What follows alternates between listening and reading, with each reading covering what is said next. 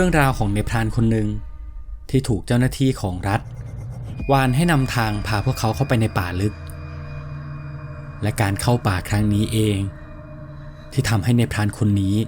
ต้องเจอกับเรื่องราวที่ตัวเองก็ไม่เคยเจอมาก่อนตั้งแต่เข้าป่ามากับเรื่องที่มีชื่อว่ากลางดงดิบ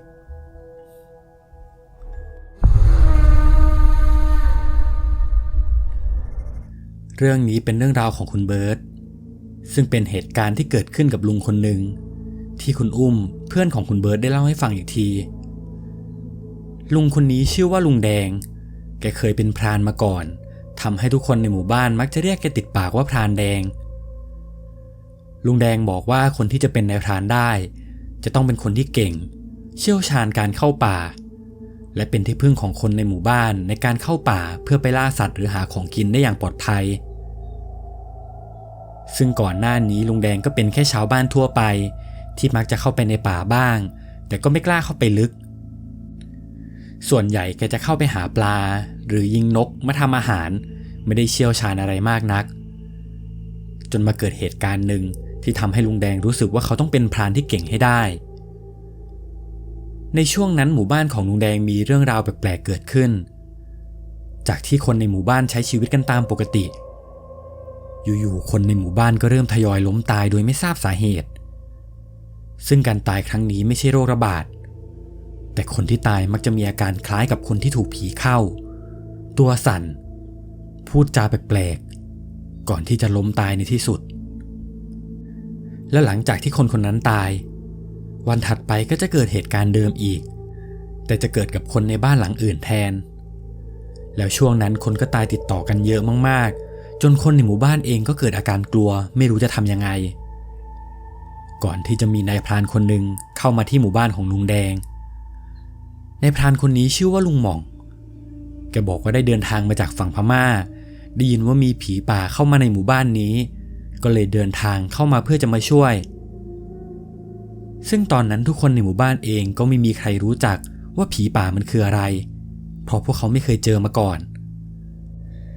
แต่หลังจากที่ลุงหม่องเข้ามาคนในหมู่บ้านก็ต่างฝากความหวังเอาไว้ซึ่งพอลุงแดงได้ยินเรื่องผีป่าที่ลุงหม่องพูดก็เกิดอาการสนใจเพราะดูจากท่าทางลุงหม่องแล้วแกน่าจะเป็นนายพรานที่เก่งมากๆเลยขอติดตามลุงหม่องเพื่อจะไปดูวิธีการจัดการกับผีป่าตัวนี้แล้วในวันนั้นก็มีศพหนึ่งที่เพิ่งตายจากอาการเดียวกันคนในหมู่บ้านเลยรีบเรียกลุงหม่องให้เข้าไปดูซึ่งลุงแดงเองก็เดินตามมาด้วยพอลุงหม่องเห็นศพ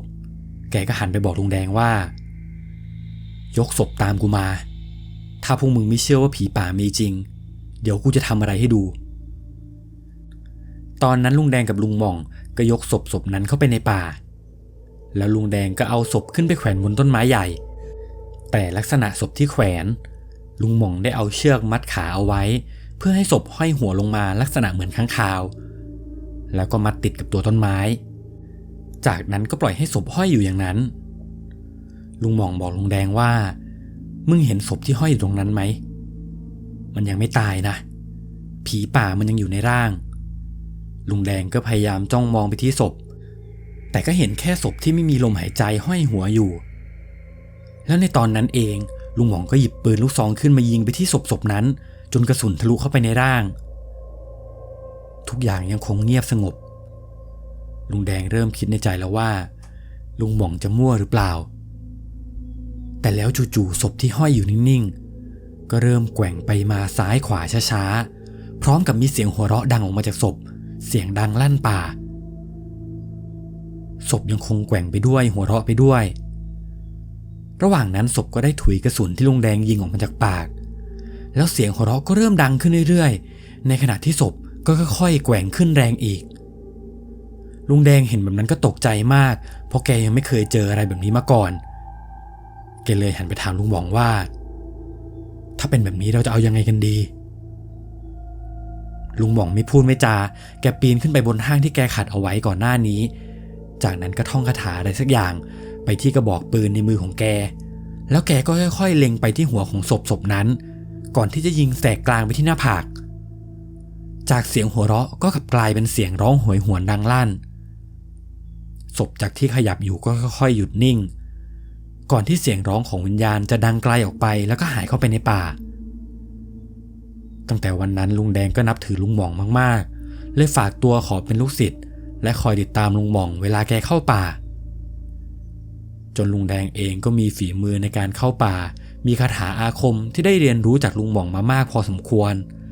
และก็ได้กลับมาเป็นพรานประจำหมู่บ้านของเขาเวลาผ่านไปหลายปี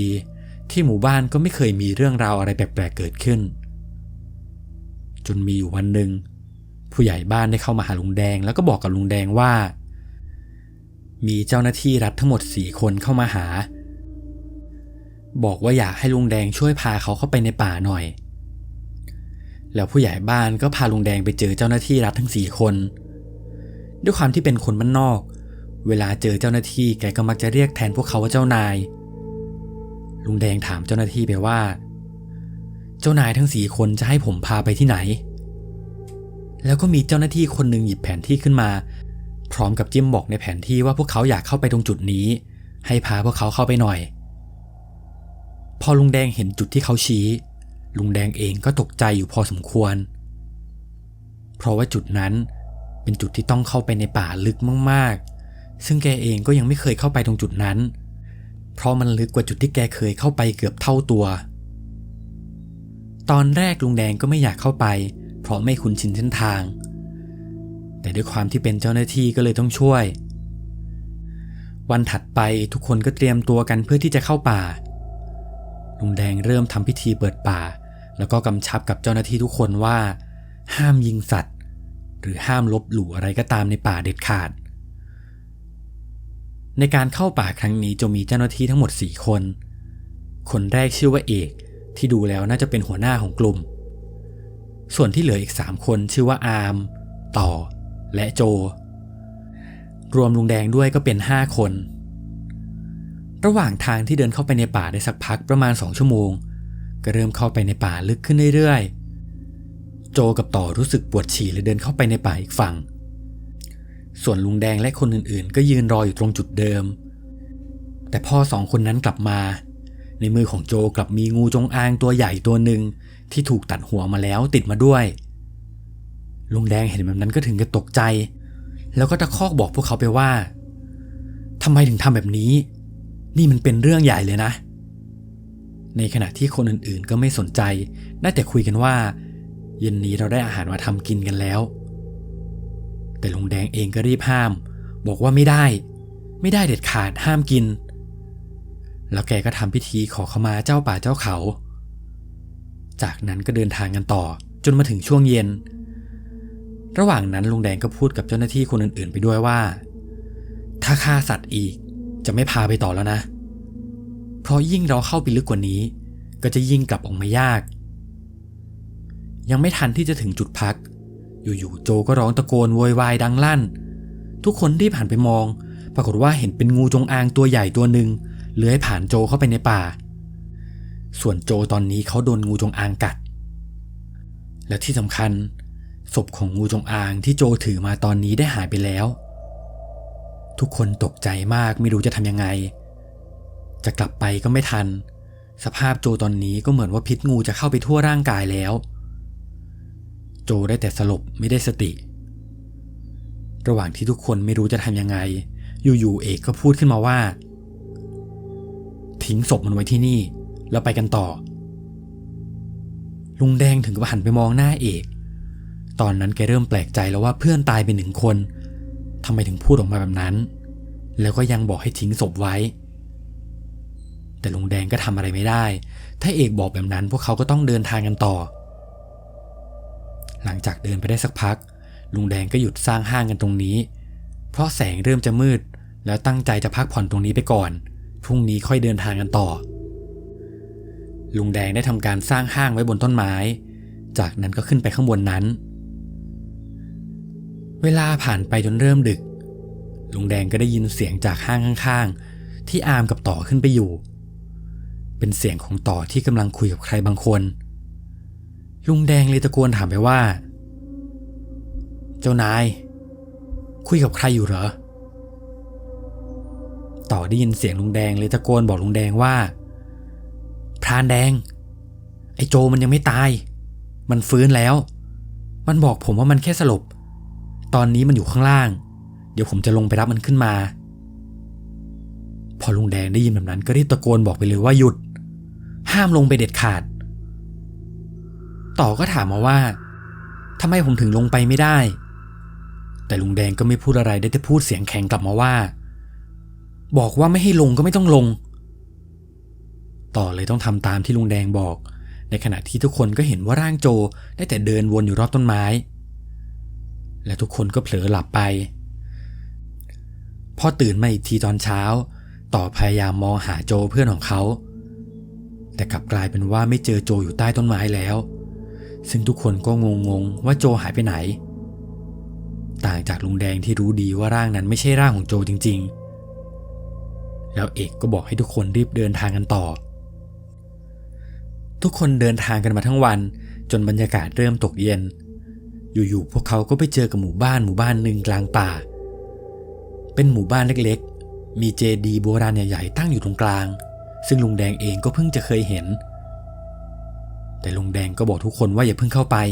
เดี๋ยวคืนนี้เราจะพักกันตรงนี้ลุงแดงก็ทำการสร้างห้างอันใหม่ระหว่างนั้นเจ้าหน้าที่คนอื่นๆก็ได้หยิบอุปกรณ์ปืนในกระเป๋าขึ้นมาประกอบลุงแดงเห็นแบบนั้นก็ถึงกับตกใจเพราะที่ลุงแดงเห็นมันไม่ใช่แค่ปืนกระบอกเล็กๆแต่มันคืออาวุธสงครามเลยก็ว่าได้แล้วทุกคนที่หยิบปืนมาประกอบก็ดูเชี่ยวชาญมากๆลุงแดงไม่กล้าพูดอะไรพยายามรีบสร้างห้างให้เสร็จจนตกกลางคืนทุกคนเข้าไปอยู่บนห้างต่างคนต่างก็มองไปที่หมู่บ้านก็เห็นว่าบ้านทุกหลังเปิดไฟอยู่ลุงแดงสั่งทุกคนเลยว่าถ้าเจออะไรก็ห้ามทักเด็ดขาดแต่พูดยังไม่ทันจะขาดคำในกลางดึกคืนนั้นก็มีร่างผู้หญิงคนหนึ่งเดินตรงออกมาจากหมู่บ้านมาอยู่ที่ใต้ห้างของต่อในความมืดนั้นลุงแดงบอกว่าผู้หญิงที่เดินมาน่าจะเป็นชาวพม่าเพราะที่หน้าของเธอมีคราบขาวๆคล้ายกับแป้งที่คนพม่าชอบทากันด้วยความที่ต่อเห็นว่าผู้หญิงคนนั้นรูปร่างดีหน้าตาสวยผิวนวลเขาเลยตะโกนแซวไปว่าจะไปไหนน้องแล้วเธอก็พูดตอบกลับมาเป็นภาษาพม่าพอลุงแดงจ้องมองไปที่ผู้หญิงคนนั้นชัดๆลุงแดงบอกว่าที่หน้าของเธอเริ่มเหมือนไม่ได้ทาแป้งแต่เป็นสีขาวๆของหน้ากากคล้ายกับนางรำหม่องสวยยีของทางพม่าที่เป็นนางรำท่าทางคล้ายหุ่นกระบอกและคนรำจะต้องใส่หน้ากากสีขาวและในตอนนั้นเองอยู่ๆก็ได้ยินเสียงร้องเพลงเล็กๆแหลมๆจนทุกคนรู้สึกแสบแก้วหูมากดังมาจากทางหมู่บ้านพร้อมกับเสียงตะโพนคล้องวงลุงแดงคิดว่าที่หมู่บ้านน่าจะมีงานอะไรแล้วผู้หญิงคนนี้น่าจะเป็นนางรำลุงแดงพยายามไม่คิดอะไรแต่แล้วอยู่ๆต่อกับตะโกนทักเสียงที่ได้ยินขึ้นมาว่าเสียงอะไรวะแล้วในตอนนั้นเองเหมือนสติของต่อจะหลุดไปอยู่ๆเขาก็ลุกขึ้นยืนบนห้างแล้วก็รำทำท่าทางตามดนตรีที่ดังมาจากหมู่บ้านซึ่งเป็นการรำหม่องสวยยีในขณะที่รำไปด้วยก็ได้ยินเสียงกรีดร้องแหลมๆออกมาจากปากของต่อทุกคนตกใจมากทำอะไรไม่ถูกแล้วอยู่ๆต่อก็เอาผ้าที่ติดตัวมาโพกไปที่หัวแล้วก็ค่อยๆถอดเสื้อออกพร้อมกับรำไปด้วยทั้งเอกและอามเองก็ทำอะไรไม่ถูกเพราะเป็นไปไม่ได้แน่ๆที่ต่อจะมารำอะไรแบบนี้ได้ต่อยังคงรำต่อไปเรื่อยๆจนมาถึงท่าหนึ่งลักษณะท่ารำของต่อจะค่อยๆเอียงคอลงมาจากห้างคล้ายท่าสะพานโค้งจากนั้นเขาก็ทิ้งตัวตกลงมาด้านล่างเลยทุกคนถึงกับร้องเสียงหลงด้วยความตกใจเอกและอามพยายามจะลงไปข้างล่างเพื่อไปช่วยเพื่อนแต่ลุงแดงก็รีบตะโกนห้ามไปว่าหยุดห้ามลงถ้าลงไปคืนนี้ไม่ได้มีแค่ศพเดียวแน่ๆทำให้เอกและอามต้องหยุดอยู่บนห้างพยายามรอให้ถึงพรุ่งนี้เช้าแล้วก็ค่อยลงไปพอเช้าวันรุ่งขึ้นทุกคนก็รีบลงไปดูต่อลักษณะต่อตอนนี้คือคอหักไปด้านหลังเพราะตอนเขาลงมาได้ทิ้งหัวมาก่อนแล้วก็เหมือนเดิม เอกหันมาบอกลุงแดงว่าไปกันต่อทิ้งศพมันไว้ที่นี่ลุงแดงก็พาคนที่เหลือรอดเข้าไปในป่าต่ออีกจนเริ่มลึกมากๆแต่จากที่ลุงแดงดูก็น่าจะใกล้ถึงจุดที่เอกบอกไว้แล้วในตอนนั้นลุงแดงก็สังเกตว่าเอกกับอามกำลังมองหาอะไรบางอย่างกลางป่าก่อนที่เขาจะหันมาบอกกับลุงแดงว่าให้ช่วยมองหาพื้นที่โล่งๆให้หน่อยพอเดินไปได้สักพักก็เจอกับจุดโล่งๆจริงๆแต่ตรงนั้นกลับมีกองกำลังหนึ่งตั้งอยู่ลุงแดงเห็นแบบนั้นก็รีบบอกให้ทุกคนหยุดเดินลุงแดงพยายามซุ่มมองว่าพวกนั้นจะทำอะไรสิ่งที่เห็นคือกองกำลังนั้นเหมือนยืนรออะไรบางอย่างและทุกคนก็มีอาวุธเต็มมือถ้าเข้าไปตรงนั้นต้องเกิดอันตรายแน่ๆแล้วจู่ๆอามก็หยิบนกหวีดขึ้นมาแล้วก็เป่าเป็นระยะแต่เสียงนกหวีดก็ดังมากจนลุงแดงตกใจว่าไปทำเสียงให้พวกนั้นได้ยินทำไมแต่อามกลับหันมาพูดกับลุงแดงว่ามึงอยู่เงียบๆจากนั้นเอกกับอามก็เดินออกจากจุดที่ลุงแดงซุ่มอยู่แล้วตรงไปที่กองกำลังนั้นพร้อมกับเอาปืนที่พกติดตัวเอาไว้สะพายไปที่หลังซึ่งพอเดินไปถึงก็เห็นว่ากองกำลังนั้นได้ปลดอาวุธไปแล้วเหมือนกันเอกเหมือนจะเดินเข้าไปคุยกับหัวหน้ากองกำลังแล้วสักพักเขาก็หยิบกระเป๋าเป้ใบใหญ่ใบหนึ่งมาให้เอกแล้วเอกกับอามก็เดินกลับมาหาลุงแดงพร้อมกับเป้ใบนั้นลุงแดงรู้แล้วว่าคนที่เขาพามาไม่ใช่เจ้าหน้าที่แล้วแน่ๆแล้วสิ่งที่อยู่ในกระเป๋าใบนั้นก็ไม่น่าจะใช่ของที่ถูกกฎหมายสักพักกองกำลังที่อยู่ตรงนั้นก็สลายตัวออกไปลุงแดงเริ่มกลัวกับสิ่งที่ตัวเองเจอแล้วเอกก็พูดกับลุงแดงว่ามึงเก่งนักมึงคงไม่มีคาถากันกระสุนสินะลุงแดงพูดอะไรไม่ออกได้แต่เงียบแล้วเอกก็พูดต่ออีกว่าหรือถ้ามึงมีคาถาลูกเมียมึงก็คงไม่มีสินะลุงแดงได้ยินคำขู่แบบนั้นแกก็ทำอะไรไม่ได้เอกบอกว่าพาพวกกูกลับไปแล้วมึงก็เงียบๆถ้ากลับไปได้มึงกับกูจะมีกินมีใช้ลุงแดงเลยต้องจำใจพาสองคนนี้เดินทางกลับ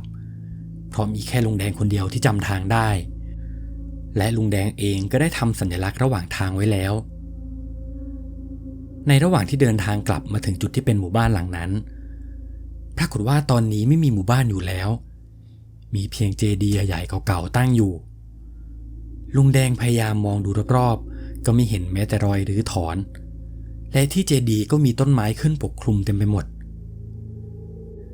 ด้วยความที่ตอนนั้นเริ่มเย็นมากแล้วทำให้ลุงแดงต้องพักอยู่ที่ห้างตรงจุดเดิมลุงแดงบอกกับทุกคนว่าพวกเราเหลือกันแค่นี้พูดอะไรก็ขอให้ฟังหน่อยแล้วกันจะได้กลับไปอย่างปลอดภัยทั้ง3 คนเจออะไรก็ห้ามทักเด็ดขาดพอขึ้นไปอยู่บนห้างเวลาก็ผ่านไปจนตกกลางดึกแล้วอยู่ๆรอบๆเจดีย์กลับมีแสงไฟของหมู่บ้านสว่างขึ้นมาทั้ง3 คนตกใจมากเพราะเขาเห็นว่าก่อนหน้านี้ไม่มีบ้านแล้วอยู่ๆจะมีไฟออกมาได้ยังไง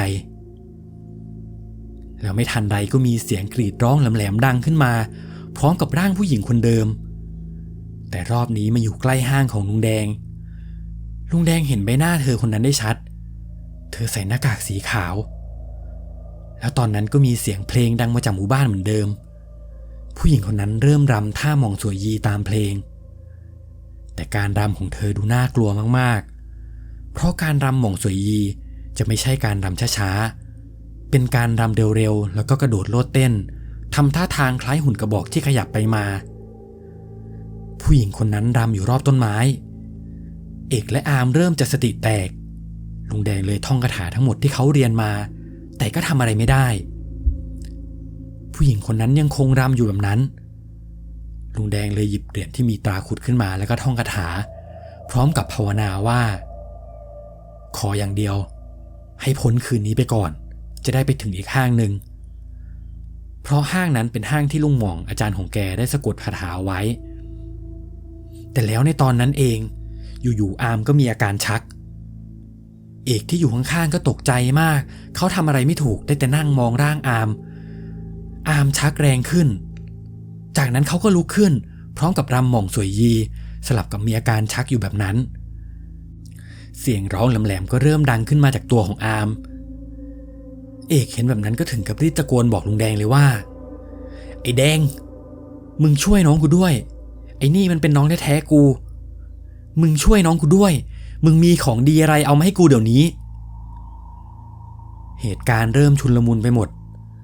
ลุงแดงมองไปที่ผู้หญิงที่อยู่ข้างล่างก็เห็นเธอพูดขึ้นมาเป็นภาษาพม่าว่ามันเป็นของกูจะเอามันไปแล้วก็หัวเราะดังลั่นป่าก่อนที่ร่างของอาร์มจะล้มลงเอกพยายามเข้าไปประคองตัวน้องเห็นว่าอาร์มมีอาการตัวเหลืองมีไข้สูงลุงแดงได้แต่พยายามบอกว่ารอให้ถึงเช้าแล้วค่อยรีบเดินทางกันต่อจนคืนนั้นก็ผ่านไปพอเช้าเอกก็รีบแบกตัวของอาร์มลงมาแล้วก็พาไปที่ห้างตรงจุดถัดไปให้ได้แต่ด้วยความที่ตัวอาร์มก็ค่อนข้างหนักทำให้ทุกคนเดินทางได้ช้าจนไปไม่ถึงห้างนั้นลุงแดงเลยต้องสร้างห้างชั่วคราวเพื่อพักก่อนระหว่างที่นั่งพักลุงแดงก็หันไปถามเอกว่า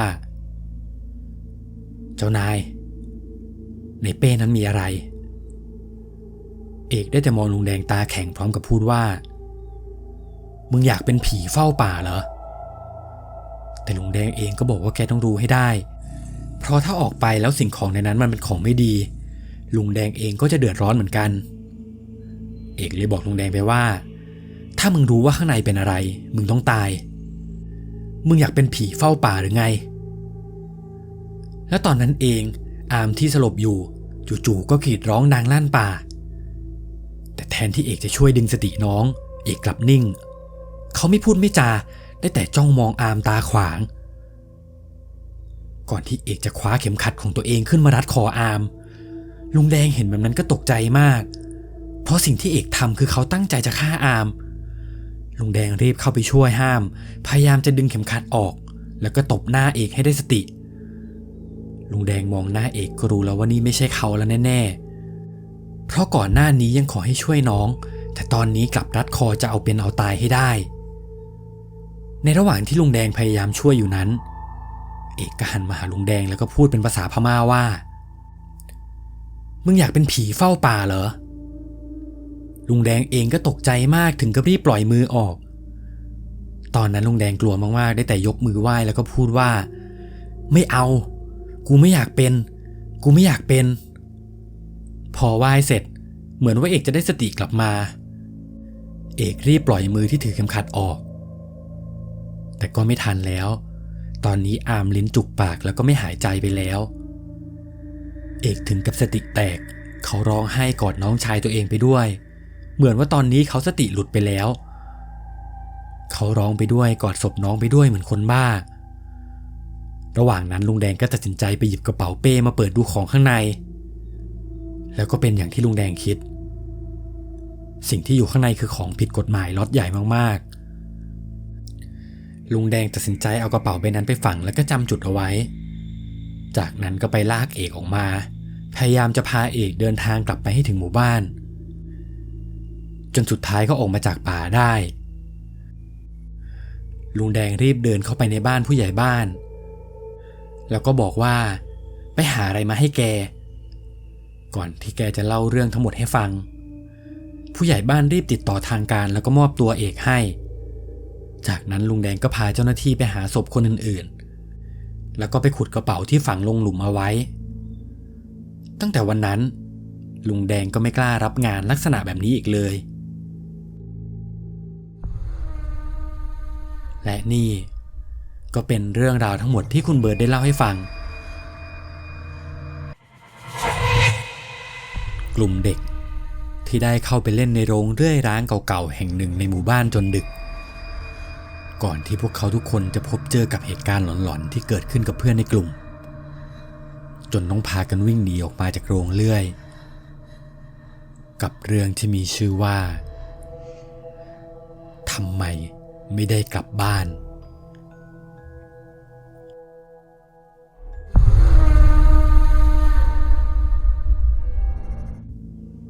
เรื่องนี้เป็นเรื่องราวของคุณโจ เหตุการณ์ย้อนกลับไปเมื่อ30 ปีก่อนตอนที่เขายังเด็กคุณโจมีเพื่อนทั้งหมด4 คนชื่อว่าเต้ยจอร์จและหนึ่งซึ่งทุกคนจะอายุเท่ากันทั้งหมดเวลาไปไหนก็มักจะไปด้วยกันตลอดทุกๆวันเสาร์อาทิตย์เพื่อนๆคนอื่นๆก็มักจะปั่นจักรยานมาที่บ้านคุณโจเพื่อชวนเขาไปเล่นตามสถานที่ต่างๆในหมู่บ้านจนมีอยู่วันหนึ่งตรงกับเช้าวันเสาร์จอร์จได้ปั่นจักรยานมาหาคุณโจตั้งแต่ช่วงเช้าแล้วก็บอกคุณโจว่าไอ้โจกูเจอสถานที่เล่นใหม่เดี๋ยวเราไปเอาลูกหมากันคุณโจเลยถามว่าไปเอาลูกหมาที่ไหนวะจอร์จก็บอกว่าโรงเลื่อยเก่าตรงนั้นมีหมาพันธุ์แอบไปคลอดลูกเอาไว้เดี๋ยวเราเข้าไปเอาลูกหมากลับมาเลี้ยงกันคุณโจก็พยายามนึกว่าโรงเลื่อยอยู่ตรงไหนเพราะแถวหมู่บ้านเขาก็ยังไม่เคยเห็นมีโรงเลื่อยเลยสักที่แต่เขาก็ได้ปั่นจักรยานตามจอร์จไปจอร์จได้พาคุณโจไปชวนเพื่อนคนอื่นๆที่เหลือทั้งเต้ยและหนึ่งรวมกันทั้งหมด4 คนพอทุกคนปั่นจักรยานไปถึงก็เห็นว่ามีโรงเลื่อยเก่าอยู่จริงๆซึ่งตรงนั้นจะอยู่ติดกับถนนใหญ่แต่ว่าด้านหน้าโรงเลื่อยจะมีอาคารพาณิชย์ล้อมอยู่ทำให้มองไม่เห็นด้านในต้องเข้าไปในซอยเล็กๆอีกทีและคุณโจเองก็ผ่านตรงนี้ค่อนข้างบ่อยเขาเองก็ไม่ทันได้สังเกตว่าตรงนี้มีโรงเลื่อยอยู่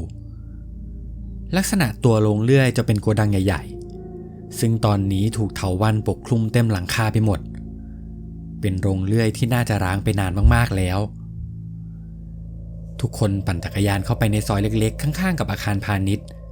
ก็ไปเจอกับลานปูนเก่าที่อยู่ก่อนถึงโรงเลื่อยซึ่งจุดนั้นมีต้นน้อยหน่าขึ้นปกคลุมเยอะมากทุกคนเห็นว่ามีน้อยหน่ากำลังสุกได้ที่เลยจอดจักรยานเพื่อเล่นกันตรงนี้ไปก่อนระหว่างนั้นทุกคนก็เล่นไปด้วยกินน้อยหน่าไปด้วยพยายามหาลูกหมาก็หาไม่เจอทุกคนเลยไม่ได้สนใจเรื่องลูกหมาแล้วหันมาเล่นกันต่อด้วยความที่เป็นเด็กก็เล่นไปเรื่อยเล่นต่อสู้กันบ้างวิ่งไล่จับกันบ้างจนมีอยู่จังหวะหนึ่งคุณโจได้เล่นต่อสู้แล้วก็บังเอิญผลักจอร์จออกไปด้วยความที่จอร์จตัวเล็กทำให้ตัวของจอร์จกระเด็นไปโดนกับพุ่มน้อยหน่าที่อยู่ติดกับกำแพงโรงเลื่อยจากตอนแรกทุกคนคิดว่าถ้าชนกับโรงเลื่อยก็น่าจะไม่มีอะไรแต่ปรากฏว่าจากที่จอร์จกระเด็นเข้าไปจอร์จก็หายไปเลยคุณโจเองก็ตกใจเฮ้ยไอ้จอร์จมันหายไปไหนวะและตอนนั้นเองจอร์จก็ตะโกนกลับมาว่าพวกมึงเข้ามาข้างในนี้ทุกคนเลยพากันแหวกพุ่มน้อยหน่าเข้าไปดูก็เห็นว่าตรงกำแพงโรงเลื่อยเป็นไม้ผุที่ตอนนี้ได้ทะลุเข้าไปข้างในทั้งคุณโจและเพื่อนคนอื่นๆเลยมุดตามจอร์จเข้าไปก็เห็นว่าด้านในเลื่อยเป็นคล้ายกับโกดังสูงๆที่ไม่มีอะไรอยู่เลยมีพื้นปูนบ้างพื้นดินบ้างสลับกันไปตรงสุดของโกดังก็จะมีกองไม้เก่าวางอยู่และมีหน้าต่างอยู่รอบๆแต่ว่าหน้าต่างถูกไม้ตีปิดทึบทั้งหมดแต่ก็ยังพอมีแสงลอดเข้ามาตามช่องไม้ที่ผุค่อนข้างเยอะทุกคนพากันเดินสำรวจรอบๆก็เห็นว่ามีโต๊ะสนุกเก่าๆที่เขาถอดทิ้งเอาไว้แล้วก็พิงไว้กับกำแพงพอเดินไปอีกหน่อยตรงกองไม้ที่ทับกันอยู่ก็เห็นว่ากองไม้กองนั้นผุมากแล้วถึงขั้นเอามือไปแตะไม้ก็ยุบลงไปทันทีแล้วคุณโจก็ไปสะดุดตากับอะไรบางอย่างตรงนั้นมีโต๊ะปิงปองพับอยู่ที่กำแพงโกดังเป็นโต๊ะที่ยังอยู่ในสภาพค่อนข้างดีซึ่งทุกคนในนั้นก็ล้วนชอบเล่นปิงปองกันมากที่โรงเรียนจะมีโต๊ะปิงปองโต๊ะหนึ่งตั้งอยู่พวกเขามักจะไปเล่นกันบ่อยๆพอเจอโต๊ะทุกคนก็ดีใจเลยคุยกันว่าเดี๋ยวไปเอาโต๊ะมาตั้งในมุมที่มันสว่างๆแล้วก็คุยกันว่าเดี๋ยวเราแยกย้ายกันกลับไปที่บ้านเอาไม้ปิงปองไปจำตัวมาแล้วก็ไปซื้อตะข่ายกับลูกมาเล่นกันดีกว่าพอทุกคนเตรียมของกันเสร็จก็กลับมาที่โรงเลื่อยอีกครั้งคุณโจบอกเพื่อนทุกคนว่าถ้าจะเล่นทั้งทีมันก็ต้องมีเดิมพันกันหน่อยทุกคนเลยเอาด้วย ในกลุ่มจะมีเพื่อนคนหนึ่งชื่อว่าเต้ยซึ่งครอบครัวของเต้ยจะค่อนข้างมีฐานะแล้วเต้ยเองก็เป็นคนไม่ยอมคนแต่ฝีมือการตีปิงปองของเต้ยจะอ่อนกว่าเพื่อนคนอื่นๆด้วยความที่มีเงินเต้ยก็ไม่กลัวเลยบอกกับเพื่อนไปว่าเอางี้เดี๋ยวพวกมึงผลัดกันมาเลยกูยืนคนเดียวเองจากนั้นทุกคนก็เริ่มเล่นกันไปเรื่อย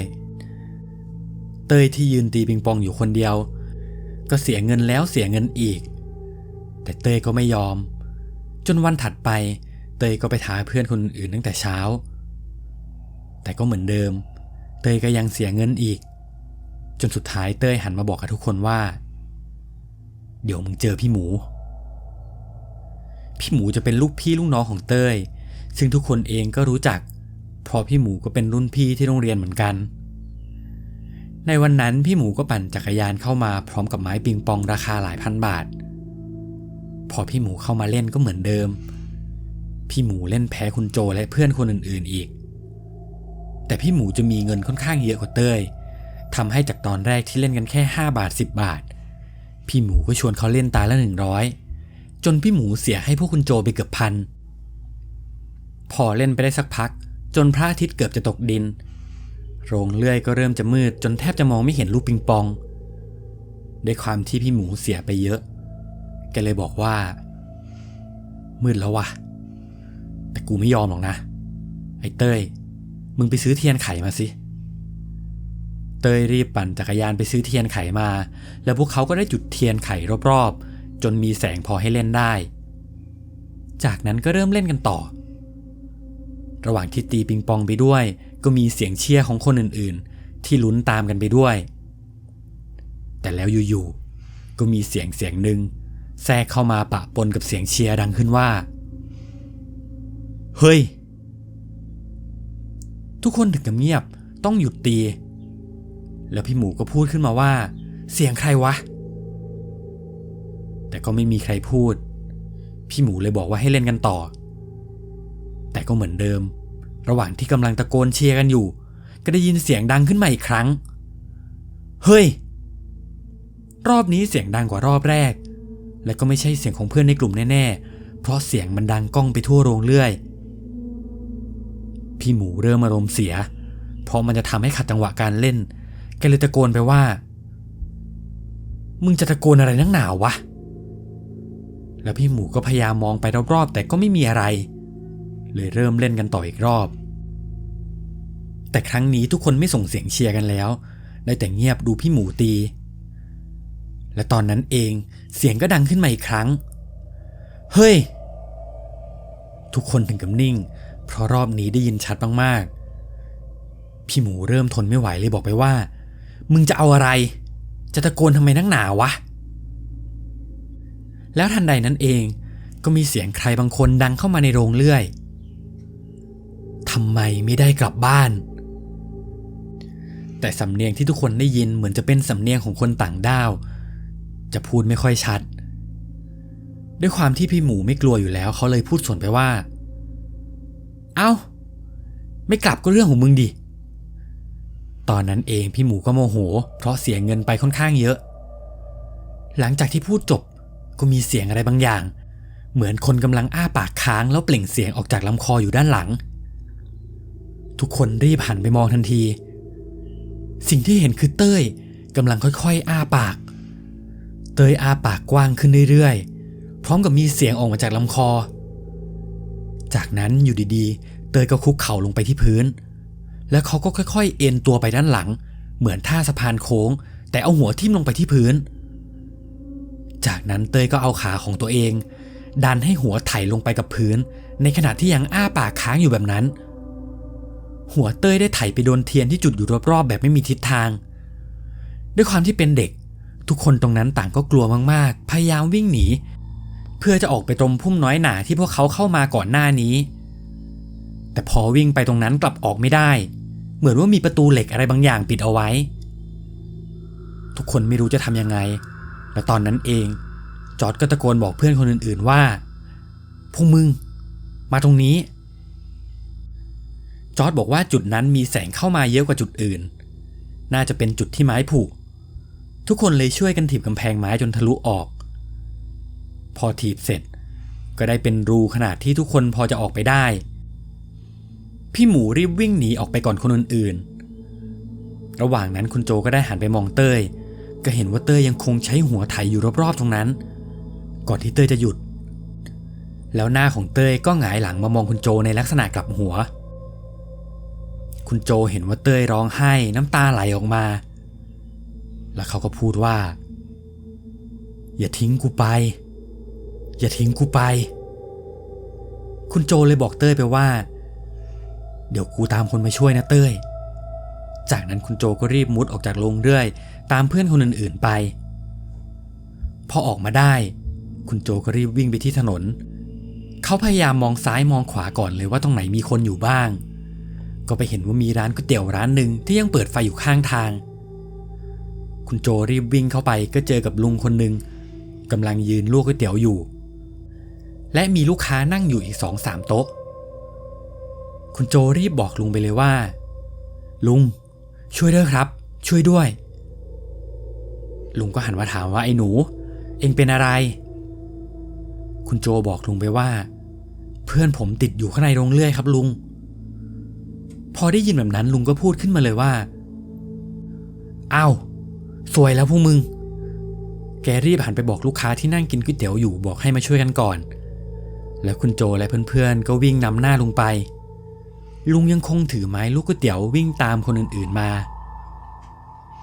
แต่พอไปถึงรูที่คุณโจออกมาก่อนหน้านี้ปรากฏว่าเข้าไม่ได้เพราะตัวลุงค่อนข้างใหญ่ลุงเลยโทรตามคนมาเพิ่มแล้วไม่นานก็มีผู้ใหญ่เข้ามาอีกประมาณ10 คนต่างคนต่างก็รีบช่วยกันถีบประตูโรงเลื่อยจนประตูทั้งบานล้มลงพอเข้าไปได้ก็พากันมองหาเต้ยกันแต่พยายามมองหารอบๆยังไงก็หาเต้ยไม่เจอจนมีลุงคนหนึ่งตะโกนขึ้นมาว่าอยู่นั่นไงแล้วลุงก็ชี้ไปด้านบนทุกคนตกใจมากเพราะสิ่งที่เห็นคือเต้ยกำลังปีนกำแพงไม้โรงเลื่อยอยู่เต้ยค่อยๆเกาะตามไม้ไปเรื่อยๆลักษณะเหมือนตุ๊กแกแล้วตอนนี้เขาก็อยู่สูงมากจนเกือบถึงหลังคาลุงคนหนึ่งตะโกนขึ้นมาว่าไอ้หนูลงมาก่อนพอพูดจบเต้ยก็หยุดปีนแล้วก็หันหน้ามาในลักษณะแหงนคอไปด้านหลังแล้วเขาก็พูดขึ้นมาว่ามันหนาวทำไมไม่ได้กลับบ้านทุกคนถึงกับขนลุก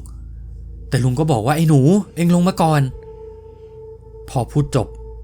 เต้ยก็ตอบกลับมาว่าได้เดี๋ยวลงไปจากนั้นเต้ยก็ทิ้งแขนปล่อยตัวลงมาด้านล่างเลยลักษณะเป็นแนวดิ่งเอาหัวลงก่อน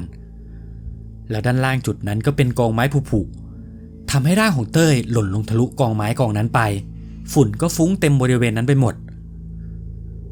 ทุกคนตกใจมากรีบวิ่งเข้าไปรื้อไม้ออกสิ่งที่เห็นก็คือหัวของเต้ยพับไปด้านหลังเลือดออกปากออกจมูกเต็มไปหมดในตอนนั้นเหมือนว่าเต้ยจะยังไม่เสียชีวิตเขายังคงกระตุกประมาณ 2-3 ครั้งก่อนที่จะหมดลมหายใจพวกผู้ใหญ่เลยหันมาบอกคุณโจว่าให้กลับบ้านไปก่อนเดี๋ยวตรงนี้ผู้ใหญ่จะจัดการกันเองทำให้ในวันนั้นพวกเขาต้องแยกย้ายกันกลับบ้านพอเช้าวันรุ่งขึ้นตำรวจก็เรียกเด็กๆที่อยู่ในเหตุการณ์ไปสอบปากคำคุณโจก็ได้เล่าตามความเป็นจริงเกี่ยวกับเรื่องที่เกิดขึ้นทั้งหมดแต่ตำรวจกลับไม่เชื่อคิดว่าเด็กๆคงโกหกตำรวจเลยเข้าไปในสถานที่เกิดเหตุแล้วไปรื้อกองไม้เก่าๆนั้นออกมาดูปรากฏว่าใต้กองไม้นั้นเจอโครงกระดูกเก่าๆที่เป็นโครงกระดูกของเด็กแต่ที่น่าแปลกไปกว่านั้นคือส่วนศีรษะของโครงกระดูกกลับดูใหญ่ผิดปกติคล้ายกับคนที่มีความผิดปกติทางร่างกายขนาดหัวแทบจะเท่ากับถังน้ำดื่ม20 ลิตรเป็นกระดูกที่ถูกฝังไว้ใต้กองไม้มานานมากแล้วทุกคนยิ่งตกใจเข้าไปใหญ่เพราะไม่รู้ว่ามันคือกระดูกของใครตำรวจเลยหันไปถามเด็กๆว่าตอนเล่นเจอกระดูกนี้บ้างไหมแต่พวกเขาก็บอกว่าไม่เห็นเพราะว่ากองไม้มันทับเอาไว้หลังจากเหตุการณ์ครั้งนั้นทั้งคุณโจและเพื่อนคนอื่นๆต่างก็ป่วยกันทั้งหมดจนมาถึงวันจัดงานศพของเต้ย คุณโจและเพื่อนคนอื่นๆกำลังจะไปช่วยงานศพแต่พ่อแม่ของพวกเขากลับห้ามเอาไว้เพราะมีความเชื่อว่าคนป่วยไม่ควรเข้าไปที่งานทำให้ตั้งแต่วันงานจนถึงวันเผาคุณโจและเพื่อนคนอื่นๆก็ไม่มีใครไปช่วยงานสักคนหลังจากเหตุการณ์นั้นผ่านไปสักพักคุณโจก็ได้ย้ายไปอยู่กับพ่อแม่ที่ต่างอำเภอจนเขาเรียนมหาลัยช่วงปิดเทอมหนึ่งคุณโจได้กลับมาที่บ้านในต่างจังหวัดอีกครั้งและเขาก็ได้ลืมเรื่องราวทั้งหมดของเต้ยไปแล้ววันนั้นคุณโจและเพื่อนๆได้มอเตอร์ไซค์มาคันหนึ่งเขาเข็นรถมอเตอร์ไซค์ไปร้านซ่อมที่เขารู้จักแล้วก็ชวนหนึ่งเพื่อนอีกคนมาซ่อมมอเตอร์ไซค์เพื่อให้ใช้งานได้ระหว่างที่กำลังจะเริ่มซ่อมอยู่ๆพี่สะใภ้ของเขาก็เดินมาหาคุณโจพร้อมกับบอกว่าโจพาเพื่อนไปช่วยพี่หน่อยพ่อพี่ลงสมัครสสต้องทำป้ายหาเสียงซึ่งในสมัยนั้นจะไม่มีป้ายไวนิลยังใช้วิธีการวาดเอาส่วนร้านรับวาดร้านอื่นๆต่างก็คิวเต็มกันหมดเขาเลยอยากให้โจและเพื่อนมาช่วยกันแต่โจก็บอกว่าพี่พวกผมทำรถกันอยู่ไม่ว่างหรอกครับพี่สะใภ้เลยบอกว่าถ้างั้นไปช่วยพ่อพี่ก่อนเดี๋ยวพี่จ้างเยอะๆแล้วถ้าพ่อพี่ได้เป็นสสอยากได้อะไหล่รถตัวไหนบอกพี่ได้เลยเดี๋ยวพี่จ่ายให้เองพอเห็นข้อเสนอแบบนั้นคุณโจก็เริ่มสนใจเลยบอกพี่ไปว่าก็ได้พี่เขาและหนึ่งปั่นจักรยานตามพี่สะใภ้ไปบนถนนเส้นหนึ่ง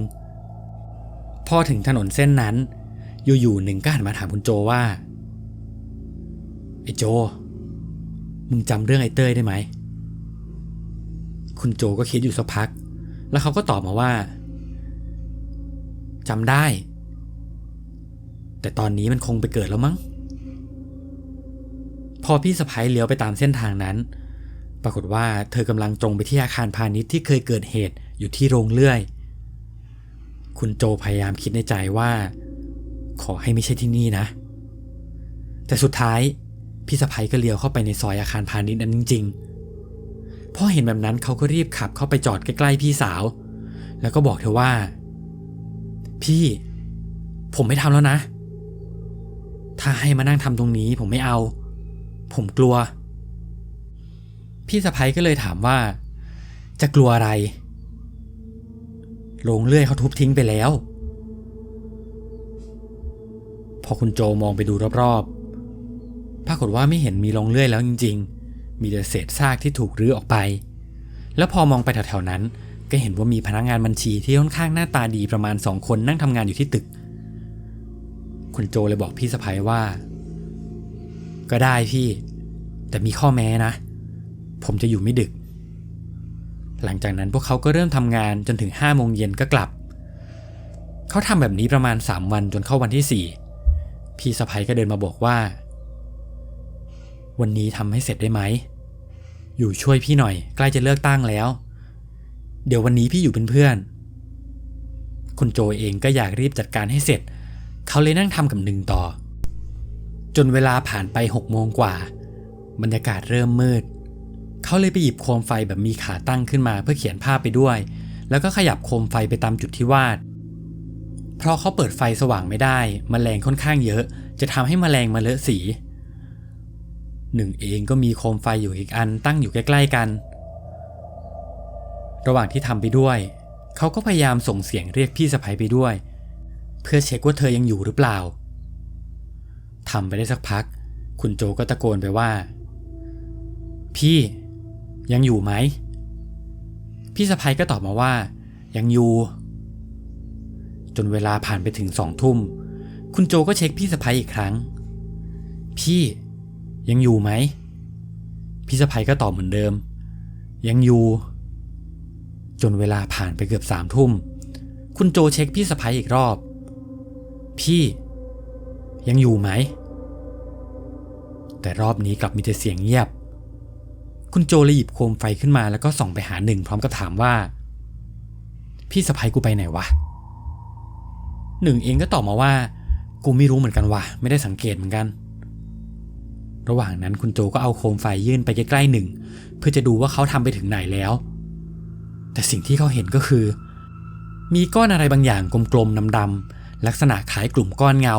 ลอยผ่านด้านหลังหนึ่งไปคุณโจเห็นแบบนั้นก็รีบขยับโคมไฟไปรอบๆพยายามดูว่ามันคืออะไรแต่พอส่องไปก็มองไม่เห็นแล้วจนเขามาหยุดอยู่ที่หน้าหนึ่งอีกรอบนี้คุณโจถึงกับนิ่งทำอะไรไม่ถูกเพราะสิ่งที่เขาเห็นด้านหลังหนึ่งคือร่างเด็กผู้ชายคนหนึ่งกำลังคลานอยู่ที่พื้นลักษณะไม่ใส่เสื้อผ้าและที่สำคัญหัวของเด็กคนนั้นดูโตผิดปกติเด็กคนนั้นค่อยๆคลานโดยใช้หัวลากกับพื้นไปด้วยแล้วก็ค่อยๆตรงมาใกล้กับหนึ่งแล้วเด็กคนนั้นก็พูดขึ้นมาว่าทำไมไม่ได้กลับบ้านเป็นสำเนียงคนต่างด้าวหนึ่งเองก็ได้ยินเขากลัวมากรีบพุ่งเข้ามาหาคุณโจแต่ตอนนั้นเองแทนที่หนึ่งจะรีบพุ่งเข้ามาใกล้เขากลับหยุดชะงักแล้วก็ยืนนิ่งสีหน้าดูตกใจกับอะไรบางอย่างที่อยู่ด้านหลังคุณโจรีบหันกลับไปมองทันทีสิ่งที่เขาเห็นกลับกลายเป็นว่ามันน่ากลัวกว่าเด็กที่เขาเจออยู่หลังหนึ่งซะอีกเพราะตรงนั้นเป็นร่างของเต้ยที่อยู่ในลักษณะกลับหลังทำท่าสะพานโค้งหันหัวมาหาพวกเขาพร้อมกับพูดว่าทำไมพวกมึงทิ้งกูพอพูดจบทั้งคุณโจและหนึ่งต่างก็ตัวแข็งทำอะไรไม่ถูกและทันใดนั้นเองทั้งวิญญาณเต้ยและเด็กคนนั้นก็ลากหัวเข้ามาหาพวกเขาที่อยู่ตรงกลางคุณโจและหนึ่งต่างก็กรีดร้องเสียงดังก่อนที่จะสลบไปเขาตื่นขึ้นมาอีกทีก็เห็นว่ามีคนเอายาดมมาให้แล้วก็พยายามใช้พัดเป่าให้พวกเขาได้สติคุณโจเริ่มรวบรวมสติได้เขาหันไปมองหนึ่งสภาพหนึ่งตอนนี้คือยังคงสลบอยู่ในท่าทางอ้าปากค้างตาเหลือกแล้วพวกผู้ใหญ่ก็รีบพาเขาไปที่โรงพยาบาลซึ่งเหตุการณ์นี้เองที่ทำให้หนึ่งเพื่อนของเขากลายเป็นคนสมองช้าไปเลยหลังจากหนึ่งออกจากโรงพยาบาลได้เขาก็เริ่มเรียนไม่รู้เรื่องพูดไม่ค่อยชัดจนต้องดรอปเรียนมาอยู่ที่บ้านคุณโจได้พยายามถามเรื่องกระดูกของเด็กหัวโตคนนั้นกับตำรวจก็รู้มาว่าตำรวจได้ทำการฌาปนกิจไปแล้วสรุปคดีไปว่าเด็กคนนี้น่าจะเป็นลูกของแรงงานชาวกัมพูชาที่มาทำงานในโรงเลื่อยแล้วก็คลอดลูกที่ลักษณะผิดปกติหลังจากลูกเธอเสียเลยเอามาทิ้งไว้ตรงนี้ซึ่งเรื่องทั้งหมดก็ยังคงติดอยู่ในใจของคุณโจตั้งแต่นั้นมาและนี่ก็เป็นเรื่องราวหลอนๆทั้งหมดที่คุณโจได้เล่าให้ฟังเรื่องราวหลอนๆของพนักงานส่งอาหารที่ต้องขึ้นไปส่งอาหารให้กับลูกค้าถึงบนห้องและด้วยความที่ลูกค้าอยู่ชั้น6ทำให้เขาต้องกดลิฟต์ขึ้นไปซึ่งลิฟต์ตัวนี้เองที่ทำให้เขาต้องพบเจอกับเรื่องราวหลอนๆจนเขาแทบจะไม่เชื่อสายตาตัวเองกับเรื่องที่มีชื่อว่าลิฟต์เขียว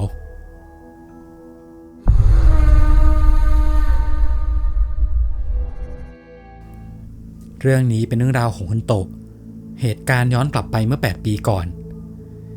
ช่วงนั้นคุณโตะทำอาชีพเป็นพนักงานส่งอาหารให้กับแอปหนึ่งซึ่งตอนนั้นงานที่คุณโตะทำจะแยกเป็น3 กะเช้ากะบ่ายและกะกลางคืนแล้วคุณโตะเองก็จะวนทำงานอยู่ที่ว่าจะต้องไปลงกะไหนเขาเริ่มทำงานที่นี่ได้หลายเดือนจนเริ่มชินเส้นทางส่วนใหญ่สถานที่ที่เขาต้องไปส่งมักจะเป็นคอนโดหรือหอพักและทุกๆครั้งที่มีคนสั่งของลูกค้าก็มักจะมายืนรอที่หน้าคอนโดหรือรอให้คุณโตะโทรหาก่อนเพื่อที่จะลงมารับเพราะตัวเขาเองไม่สามารถขึ้นไปข้างบนคอนโดได้จนมีอยู่เหตุการณ์หนึ่งตอนนั้นคุณโตะได้เข้าทำงานกะดึกซึ่งเป็นเวลา4 ทุ่มถึงเที่ยงคืนแต่ว่าในวันนั้นมีออเดอร์ลูกค้าสั่งค้างไว้เยอะมากๆทำให้คิวจัดส่งอาหารยาวไปจนถึงเกือบเช้าซึ่งเขาเองก็จะได้ OT ตามระยะเวลาและก็จุดที่เขาไปส่งด้วยระหว่างที่คุณโตะขับส่งอาหารไปเรื่อยๆจนเหลืออีก2 ที่ที่เขาต้องไปคุณโตะเลยจอดรถแล้วเปิดมือถือมาดูที่ออเดอร์สุดท้ายก็เห็นว่าออเดอร์นี้ต้องจัดส่งภายในตี 3ไม่เกินตี 3 ครึ่ง แล้วพอเขาดูเวลาตอนนี้ก็ตี 3พอดียังพอมีเวลาเหลืออีกค่อนข้างเยอะเขาเลยขับรถไปส่งออเดอร์ที่เหลือให้หมดจนมาถึงออเดอร์สุดท้ายคุณโตรีบขับไปที่คอนโดลูกค้าทันทีคอนโดนี้คุณโตเองก็เคยมาส่งหลายรอบแล้วแต่ทุกครั้งที่เขามาส่งดึกๆจะมีลูกค้ามานั่งรอทุกครั้งและครั้งนี้พอเขามาถึงหน้าคอนโดตรงนั้นกลับไม่มีใครอยู่เลยคุณโตเลยโทรแจ้งลูกค้าเพื่อที่จะบอกให้เขาลงมารับอาหารแต่ลูกค้ากลับบอกว่าเขาเจ็บขาลงมาเอาอาหารไม่ได้เลยอยากรบกวนให้คุณโตขึ้นเอามาให้บนห้องคุณโตเลยบอกไปว่าพี่คอนโดพี่ผมเข้าไปไม่ได้นะครับผมไม่มีคีย์การ์ดแล้วผมก็กลัวว่าจะมีปัญหาด้วยลูกค้าก็เลยบอกว่าพี่ลงไปเอาไม่ได้จริงๆน้องพี่เจ็บขามากน้องบอกลุงยามที่อยู่ข้างหน้าคอนโดได้เลยบอกว่าขึ้นมาส่งอาหารให้พี่ที่ชั้น 6จากนั้นลูกค้าก็บอกเลขห้องของเขาไว้ให้คุณโตทำอะไรไม่ได้ยังไงก็ต้องขึ้นเอาไปให้ลูกค้าหลังจากวางสายคุณโตก็สะพายกระเป๋าใส่อาหารไว้บนหลังแล้วก็เดินตรงไปข้างในตึกแต่ก็ไม่เจอยามอยู่สักคนและที่สำคัญประตูที่ต้องใช้คีย์การ์ดเข้าออกถูกเปิดไว้อยู่คุณโตเลยโทรไปหาลูกค้าอีกรอบแล้วบอกกับลูกค้าไปว่าพี่ครับไม่มียามอยู่นะครับแต่ประตูเปิดอยู่เดี๋ยวผมขอขึ้นไปเลยนะครับถ้ามีปัญหาอะไรฝากพี่บอกยามทีหลังนะครับว่าผมแค่มาส่งของลูกค้าก็ตอบตกลงแล้วคุณโตก็วางสายไปอีกรอบเขาเดินเข้าไปด้านในก็ไปเจอกับลิฟต์ตัวหนึ่งอยู่ตรงหน้าพอดีส่วนด้านข้างจะเป็นบันไดสำหรับเดินขึ้นลิฟต์ตัวนี้ก็เหมือนกับลิฟต์ทั่วไปแต่สิ่งที่ดูแปลกตากว่าลิฟต์ตัวอื่นๆก็คือลิฟต์ตัวนี้ถูกทาเป็นสีเขียวทำให้ตัวลิฟต์ค่อนข้างเด่นมากๆด้วยความที่สีลิฟต์ตัดกับสีคอนโดที่เป็นสีขาวตอนนั้นกระเป๋าคุณโตที่สะพายมาก็ค่อนข้างหนักเขาคิดว่าถ้าเดินขึ้นบันไดไปชั้น 6คงไม่ไหวแน่ๆเขาเลยตัดสินใจกดลิฟต์เพื่อจะขึ้นไปข้างบนและพอลิฟต์เปิดออกคุณโตก็เดินเข้าไปในลิฟต์แล้วก็กดไปที่ชั้น 6จากนั้นลิฟต์ก็ขึ้นไปข้างบนช้าๆแล้วก็ไปจอดที่ชั้น 2ระหว่างที่ลิฟต์ค่อยๆเปิดออกเขาก็เห็นว่ามียายแก่ๆคนหนึ่งยืนก้มหัวอยู่หน้าลิฟต์คุณยายสวมผ้าถุงและเสื้อลายดอกไม้ที่คนแก่ชอบใส่กันดูแล้วยายน่าจะอายุประมาณ80กว่าคุณโตคิดว่ายายจะลงไปข้างล่างเลยบอกคุณยายไปว่าคุณยายครับลิฟต์ตัวนี้กำลังจะขึ้นไปข้างบนนะครับถ้ายายจะลงไปข้างล่างยายเข้ามารอข้างในก่อนก็ได้เดี๋ยวผมขึ้นไปชั้น 6แค่แป๊บเดียวจากนั้นยายก็ค่อยๆเดินมาข้างในลิฟต์แต่ยายก็ไม่ได้พูดอะไรส่วนคุณโตก็พยายามหลบให้ยายเข้ามาแต่แทนที่ยายจะเข้าไปชิดฝั่งใดฝั่งหนึ่งของลิฟต์ยายกลับยืนอยู่ตรงกลางลิฟต์ตอนนั้นคุณโตก็ไม่ได้สนใจอะไรแต่ด้วยความที่เขาอยู่ติดกับปุ่มกดเขาเลยบอกกับคุณยายไปว่าคุณยายจะไปชั้นไหนครับเดี๋ยวผมกดให้ยายยังคงยืนนิ่งไม่ได้ตอบอะไรเขาคุณโตคิดในใจว่าสงสัยคุณยายคงจะไม่ชอบคุยกับคนแปลกหน้าเขาเลยไม่ได้พูดอะไรต่อรีบกดลิฟต์ให้ปิดแล้วก็ขึ้นไปที่ชั้น 6และระหว่างที่ลิฟต์ขึ้นไปช้าๆอยู่ๆยายจากที่นิ่งๆแกก็พูดขึ้นมาว่ากูร้อนตอนนั้นคุณโตถึงกับสะดุ้งเพราะอยู่ดีๆยายก็พูดคำนี้ออกมาเขาเลยหันไปถามยายว่ายายเป็นอะไรหรือเปล่าครับแต่แกก็นิ่งได้แต่จ้องมองไปที่หน้าประตูลิฟต์เหมือนรอให้ลิฟต์เปิดคุณโตเองก็งงๆกับอาการของยายจนลิฟต์ขึ้นมาถึงชั้น 6พอประตูลิฟต์เปิดออกด้วยความที่กระเป๋าค่อนข้างใหญ่คุณโตกลัวว่าจะโดนยายเพราะยายเหมือนจะไม่หลบให้เขาเลยทำให้คุณโตต้องหันหลังแล้วก็เดินถอยหลังออกมาจากลิฟต์ช้าๆซึ่งตอนที่เขาเดินถอยหลังออกก็เห็นว่ายายยังคงยืนอยู่นิ่งๆไม่ได้พูดอะไรคุณโตรีบหันกลับไปเพื่อที่จะไปส่งอาหารให้กับลูกค้าเพราะตอนนี้ก็ดึกมากแล้วจนพอมาถึงห้องของลูกค้าคุณโตก็เคาะประตูไม่นานลูกค้าก็เดินมาเปิดประตูให้ แล้วทันทีที่ลูกค้าเห็นคุณโตะเขาถึงกับมีสีหน้าตกใจแล้วก็พูดว่าเฮ้ยน้องทำไมถึงขึ้นมาเร็วจังพี่เพิ่งวางสายจากน้องเมื่อกี้เองนะคุณโตะก็บอกไปว่าอ๋อผมขึ้นลิฟต์มาครับก็เลยเร็วหน่อยลูกค้าที่ยืนอยู่ในห้องถึงกับเงียบสีหน้าลูกค้าดูเปลี่ยนไปเหมือนว่าเขาตกใจมากๆแต่ลูกค้าก็ไม่ได้พูดอะไรคุณโตะเองก็อยากรีบส่งให้เสร็จเพราะเขาก็ขับรถส่งอาหารมาทั้งคืนอยากจะรีบกลับบ้านเขารีบยื่นอาหารให้ลูกค้าลูกค้าก็ยื่นเงินมาให้พร้อมกับทิปตามปกติแต่พอหลังจากที่ลูกค้ายื่นเงินให้เสร็จลูกค้ากลับพูดกับเขาว่าน้องขากลับน้องไม่ต้องลงลิฟต์นะเดินลงบันไดเอาคุณโตก็งงๆแต่เขาก็ไม่ได้ถามอะไรลูกค้าได้แต่ตอบว่าครับพี่ได้ครับจากนั้นระหว่างที่เดินกลับมาคุณโตก็คิดไปด้วยว่าทำไมลูกค้าถึงให้เดินลงบันไดเพราะลิฟต์ก็ไม่ได้เสียและเขาเองก็เหนื่อยกระเป๋าที่ถือมาก็ค่อนข้างหนัก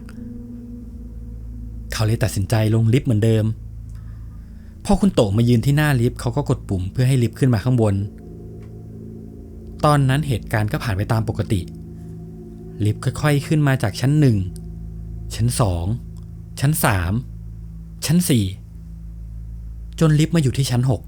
6แล้วทันทีที่ลิฟต์เปิดออกคุณโตถึงกับสะดุ้งเพราะเขาเห็นยายคนเดิมยืนอยู่ในลิฟต์ตอนนั้นเขายังไม่ได้คิดถึงเรื่องผีหรือเรื่องวิญญาณเขาคิดว่ายายคงหลงลืมด้วยความที่แกก็แก่มากแล้วแกคงจะจำไม่ได้ว่าตัวเองจะไปไหนคุณโตเลยถามยายด้วยความเป็นห่วงไปว่าอ้าวยายทำไมยังอยู่ในลิฟต์ล่ะครับยายจะไปไหนครับเนี่ยถ้าจะไปไหนบอกผมได้นะเดี๋ยวผมไปส่งให้แต่ก็เหมือนเดิมยายไม่พูดอะไรคุณโตเลยรีบเดินเข้าไปในลิฟต์แล้วระหว่างนั้นก็เอากระเป๋ามาสะพายไว้ด้านหน้าจะได้ไม่เกะกะพอลิฟต์ปิดระหว่างที่ลิฟต์กำลังลงมาข้างๆอยู่ๆยายก็พูดอะไรแปลกๆขึ้นมาแกพูดขึ้นมาว่ามึงมีของดีนี่กูร้อนพอคุณโตได้ยินแบบนั้นเขาถึงกับขนลุกเพราะไม่รู้ว่ายายพูดเรื่องอะไรเขาเลยถามยายไปว่าคุณยายพูดว่าอะไรนะครับจะลงไปชั้นไหนหรือเปล่าครับเดี๋ยวผมกดให้แต่ยายก็ยังคงนิ่งและรอบนี้ยายก็พูดออกมาเหมือนเดิมแต่น้ำเสียงยายดูแข็งเหมือนกับโกรธอะไรสักอย่างยายพูดขึ้นมาว่ามึงมีของดีนี่กูร้อนมากรอบนี้คุณโตเริ่มกลัวกับอาการของยายเขาค่อยๆเดินไปชิดกับกำแพงของลิฟต์แล้วก็เอากระเป๋าที่ถือมาสะพายไว้ด้านข้างเพื่อจะกั้นระหว่างตัวเขากับยายเขาเริ่มตัวสั่นทำอะไรไม่ถูกเริ่มรู้สึกว่ายายแปลกเกินไปแล้วจนสุดท้ายลิฟต์ลงมาถึงชั้นล่างคุณโตรีบวิ่งออกจากลิฟต์ทันทีเขาตรงออกไปหน้าคอนโดกำลังจะเลี้ยวไปที่รถแล้วในตอนนั้นเองก็มีเสียงยามตะโกนขึ้นมาว่าเฮ้ยไอ้หนุ่มหยุดจากอาการของคุณโตตอนนั้นยามคงคิดว่าเขาเป็นขโมยยามรีบวิ่งมาจับมือของคุณโตเอาไว้แล้วก็ถามเขาว่าไอ้หนุ่มมึงเป็นใครมาจากไหนทำไมกูไม่เคยเห็นหน้าลุงยามพูดเสียงแข็งใส่เขาด้วยความที่คุณโตเองยังคงกลัวอยู่เขาเลยพูดเสียงสั่นๆไปว่าลุงครับเมื่อกี้ผมเจอยายไม่รู้ว่าเป็นคนหรือผีแต่ลุงยามก็พูดสวนมาทันทีเลยว่ามึงไม่ต้องมาเปลี่ยนเรื่องกูถามว่ามึงเป็นใครคุณโตค่อยๆตั้งสติแล้วก็บอกลุงยามไปว่าผมเป็นพนักงานส่งอาหารครับลุงก็บอกว่ามึงมาส่งอาหารแล้วมึงเข้าไปข้างในได้ยังไงทำไมไม่บอกให้เจ้าของห้องมารับมึงบอกความจริงกูมาเดี๋ยวนี้คุณโตก็ตอบไปว่าผมโทรบอกเจ้าของห้องแล้วครับแต่เขาบอกว่าเขาเจ็บขาบอกให้ผมขึ้นเอาอาหารไปให้แล้วผมก็เห็นว่าประตูมันเปิดอยู่ลุงก็เถียงกลับมาทันทีเลยว่ามันจะเป็นไปได้ยังไงกูเดินอยู่แถวนี้ตลอด ถ้าเจอประตูเปิดอยู่กูก็จะปิดทันทีคุณโตรีบบอกลุงไปว่าผมพูดจริงๆนะลุงผมสาบานได้เลยว่ามันเปิดอยู่แล้วพอผมเห็นผมก็เข้าไปข้างในแล้วก็รีบขึ้นลิฟต์ไปให้ลูกค้าพอคุณโตพูดว่าขึ้นลิฟต์ยังไม่ทันที่เขาจะเล่าต่อให้จบลุงก็มีสีหน้าตกใจแล้วก็พูดว่าเดี๋ยวนะมึงขึ้นลิฟต์ตัวไหนคุณโตตอบไปว่าก็ลิฟต์สีเขียวตัวนั้นไงครับแล้วคุณโตก็ชี้ไปด้านหลังของเขาตรงจุดที่เขาเพิ่งขึ้นลิฟต์มาเมื่อกี้แต่พอเขาหันกลับไปที่ลิฟต์เพื่อที่จะไปบอกลุงคุณโตถึงกับช็อกตอนนั้นขาเขาถึงกับซุดนั่งลงไปที่พื้นทันทีเพราะตรงนั้นมันไม่มีลิฟต์มีเพียงกำแพงคอนโดสีขาวไม่มีลิฟต์หรือทางขึ้นลิฟต์เลยเขาตกใจมากถึงกับพูดอะไรไม่ออกเขารีบหันไปหาลุงในขณะที่ตัวของเขายังช็อกอยู่ลุงผมขึ้นลิฟต์จริงๆนะเมื่อกี้ผมขึ้นลิฟต์จริงๆลุงยามบอกว่าไอ้หนุ่มมึงตั้งสติแล้วใจเย็นๆนะกูถามว่ามึงขึ้นไปข้างบนได้ยังไงตั้งสติแล้วก็ตอบกูดีๆแต่เขาก็ยังยืนยันลุงผมสาบานให้ฟ้าผ่าตายเลยก็ได้ผมขึ้นลิฟต์ไปจริงๆเมื่อกี้ผมยังเจอยายแก่ๆอยู่ในลิฟต์เลยแล้วแกก็ไม่ไปไหนขึ้นลงลิฟต์เหมือนแกจะหลงลืมแล้วผมก็ขึ้นไปส่งอาหารให้ลูกค้าพอกลับมาก็ยังเจอแกยืนอยู่ในลิฟต์แกยังคุยกับผมเลยว่ามึงมีของดีนี่กูร้อนคุณโตพยายามเล่าเหตุการณ์ให้ยามฟังผิดถูกลุงยามเลยบอกว่าเอาแบบนี้นะมึงใจเย็นๆแล้วก็ตั้งสติก่อนแล้วลุงก็ไปหยิบน้ำมาให้เขาแล้วเขาก็นั่งพักอยู่เกือบ5 นาทีจนเริ่มตั้งสติได้ลุงยามดึงมือคุณโตเข้าไปข้างในคอนโดอีกครั้งแล้วก็ตรงไปที่กำแพงตรงที่เขาจำได้ว่าเขาขึ้นลิฟต์ตรงจุดนี้ลุงพูดกับคุณโตว่ามึงดูนี่นะจากนั้นแกก็ใช้มือเคาะไปที่กำแพง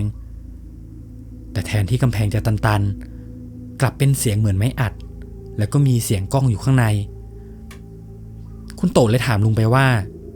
มันคืออะไรครับลุงก็บอกว่าก็นี่ไงลิฟต์ที่มึงบอกว่ามึงขึ้นไปเขาเอาออกไปตั้งนานแล้วและเอาไม้อัดมาปูติดไว้พร้อมกับทาพื้นสีขาวทุกชั้นเพื่อให้คนมองไม่ออกจะได้ไม่เกิดอันตรายเพราะลิฟต์ถูกเอาออกไปแล้วจะมีช่องของลิฟต์อยู่กลัวว่าจะมีคนเดินไปเดินมาแล้วก็มาตกเลยแก้ปัญหาโดยการเอาไม้อัดทาสีเดียวกับกำแพงมาปิดเอาไว้ตรงนี้และตรงนี้ก็ไม่มีลิฟต์มาเกือบ7 ปีแล้วคุณโตยิ่งตกใจมากขึ้นไปอีกเขาบอกลุงไปว่าผมสาบานจริงๆนะครับลุงมันมีลิฟต์สีเขียวจริงๆแล้วลุงก็บอกว่ากูเชื่อมึงแล้วว่ามึงเจอลิฟต์จริงๆเพราะเมื่อก่อนตอนที่ลิฟต์ยังอยู่ลิฟต์ตัวนี้ก็เป็นสีเขียวคุณโตเริ่มสับสนไปหมดกับสิ่งที่เขาเจอมาแต่ตอนนี้เขารู้แล้วว่าที่เขาเจอมาทั้งหมดคงเป็นผีหลอกแน่ๆเขาเลยถามลุงไปว่าลุงผมถามจริงๆนะตรงนี้มันมีอะไรทำไมลิฟต์ถึงต้องเอาออกแล้วที่ผมเจอมามันคืออะไรกันแน่ลุงบอกว่าเมื่อกี้มึงบอกว่ามึงเจอยายแก่ๆใช่ไหมยายคนนั้นใส่เสื้อลายดอกไม้แล้วก็ผ้าถุงใช่หรือเปล่าเขาถึงกับตกใจเพราะมันตรงกับที่เขาเห็นจริงๆลุงเล่าให้ฟังว่าเมื่อก่อนลิฟต์ตัวนี้มันเคยมีปัญหาทำให้คนตายตอนนั้นมียายแก่ๆคนหนึ่งอยู่ที่ชั้น10แกกดลิฟต์ลงมาข้างล่างแต่ระหว่างที่แกลงลิฟต์อยู่ๆก็เกิดไฟดับแล้วสมัยนั้นกว่าคนจะมาซ่อมให้ก็นานแล้วยังไม่มีใครรู้ว่ามียายติดอยู่ในลิฟต์จนเวลาผ่านไปเกือบ5 ชั่วโมงไฟก็กลับมาติดอีกครั้งลุงยามเห็นว่าไฟมันติดแล้วเลยกดปุ่มเพื่อให้ลิฟต์ลงมาที่ชั้น1และพอลิฟต์ลงมาถึงข้างล่างทันทีที่ลิฟต์เปิดออกก็เห็นเป็นร่างยายนอนตายอยู่ในลิฟต์เนื่องจากขาดอากาศหายใจไปค่อนข้างนานและตั้งแต่นั้นมาคนในคอนโดก็เริ่มเจอวิญญาณของยายในลิฟต์บ่อยขึ้นเรื่อยๆเจ้าของตึกก็เอาพระมาสวดทำพิธีไปแล้วแต่วิญญาณของยายก็ยังคงไม่ไปไหนยังคงมาหลอกมาหลอนคนในคอนโดหนักขึ้นเรื่อยๆ จนสุดท้ายเจ้าของตึกเลยตัดสินใจรื้อลิฟต์ตัวนี้ออกแล้วก็ปิดแผ่นไม้อัดให้เนียนๆอย่างที่เห็นลุงบอกกับคุณโตะไปว่ามึงอย่าเอาเรื่องนี้ไปเล่าให้ใครฟังนะเดี๋ยวคนที่เข้ามาอยู่ใหม่เขามารู้เรื่องแล้วก็ไม่กล้าเข้ามาคอนโดนี้จะเสียชื่อเสียงไปด้วยคุณโตะเลยรับปากลุงไปว่าจะไม่เล่าให้ใครฟังแล้วเขาก็ขับรถออกมาเพื่อที่จะเดินทางกลับบ้านระหว่างนั้นเขาก็นึกสิ่งที่ยายพูดที่บอกว่ามึงมีของดีนะคุณโตะคิดว่ายายน่าจะพูดถึงเครื่องรางของขลัง3 ชิ้นที่เขามีติดตัวเอาไว้ซึ่งเขาจะเอาไปด้วยตลอดชิ้นแรกเป็นเหรียญพญาครุฑที่พ่อของเขาให้มาแล้วก็มีหลวงปู่ทวดจากน้าของเขาที่เป็นตำรวจได้ให้เอาไว้และชิ้นสุดท้ายก็คือตะกรุดที่เขาได้มาตอนที่เป็นทหารตอนอยู่ชายแดนภาคใต้ตอนนั้นเขาบังเอิญไปเจอพระธุดงค์เลยรีบเข้าไปกราบท่านแล้วก็บอกท่านว่าผมเป็นทหารอยากได้ของดีเอามาไว้ปกปักรักษาหลวงปู่พอมีให้ผมไหมหลวงปู่เลยหยิบตะกรุดจากย่ามขึ้นมาแล้วก็ฉีกจีวรท่านเอามาพันไว้กับตะกรุดก่อนที่จะยื่นให้กับคุณโตะแล้วท่านก็บอกว่าเก็บสิ่งนี้ไว้กับตัวให้ดีนะแล้วจะรอดพ้นจากภัยอันตรายทุกอย่างซึ่งเขาคิดว่าที่ยายพูดถึงก็คงน่าจะเป็นของขลังพวกนี้แล้วตั้งแต่วันนั้นมาเขาก็ไม่กล้าไปส่งที่คอนโดนี้อีกเลย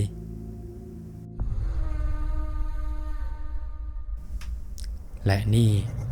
ก็เป็นเรื่องราวหลอนๆทั้งหมดที่คุณโตได้เล่าให้ฟังตู้กระจกโต๊ะเครื่องแป้งกับของไหว้ชุดไทยปริศนาที่ถูกเอามาตั้งไว้บนเวทีร้องเพลงในร้านเหล้าแห่งหนึ่งจนมีวงดนตรีใหม่ได้ขึ้นไปเล่นแล้วระหว่างที่เขากำลังร้องเพลงอยู่นั้นก็ได้เกิดเหตุการณ์แปลกๆเกิดขึ้นภายในร้านจนพวกเขาถึงกับขนหัวลุกกับเรื่องที่มีชื่อว่า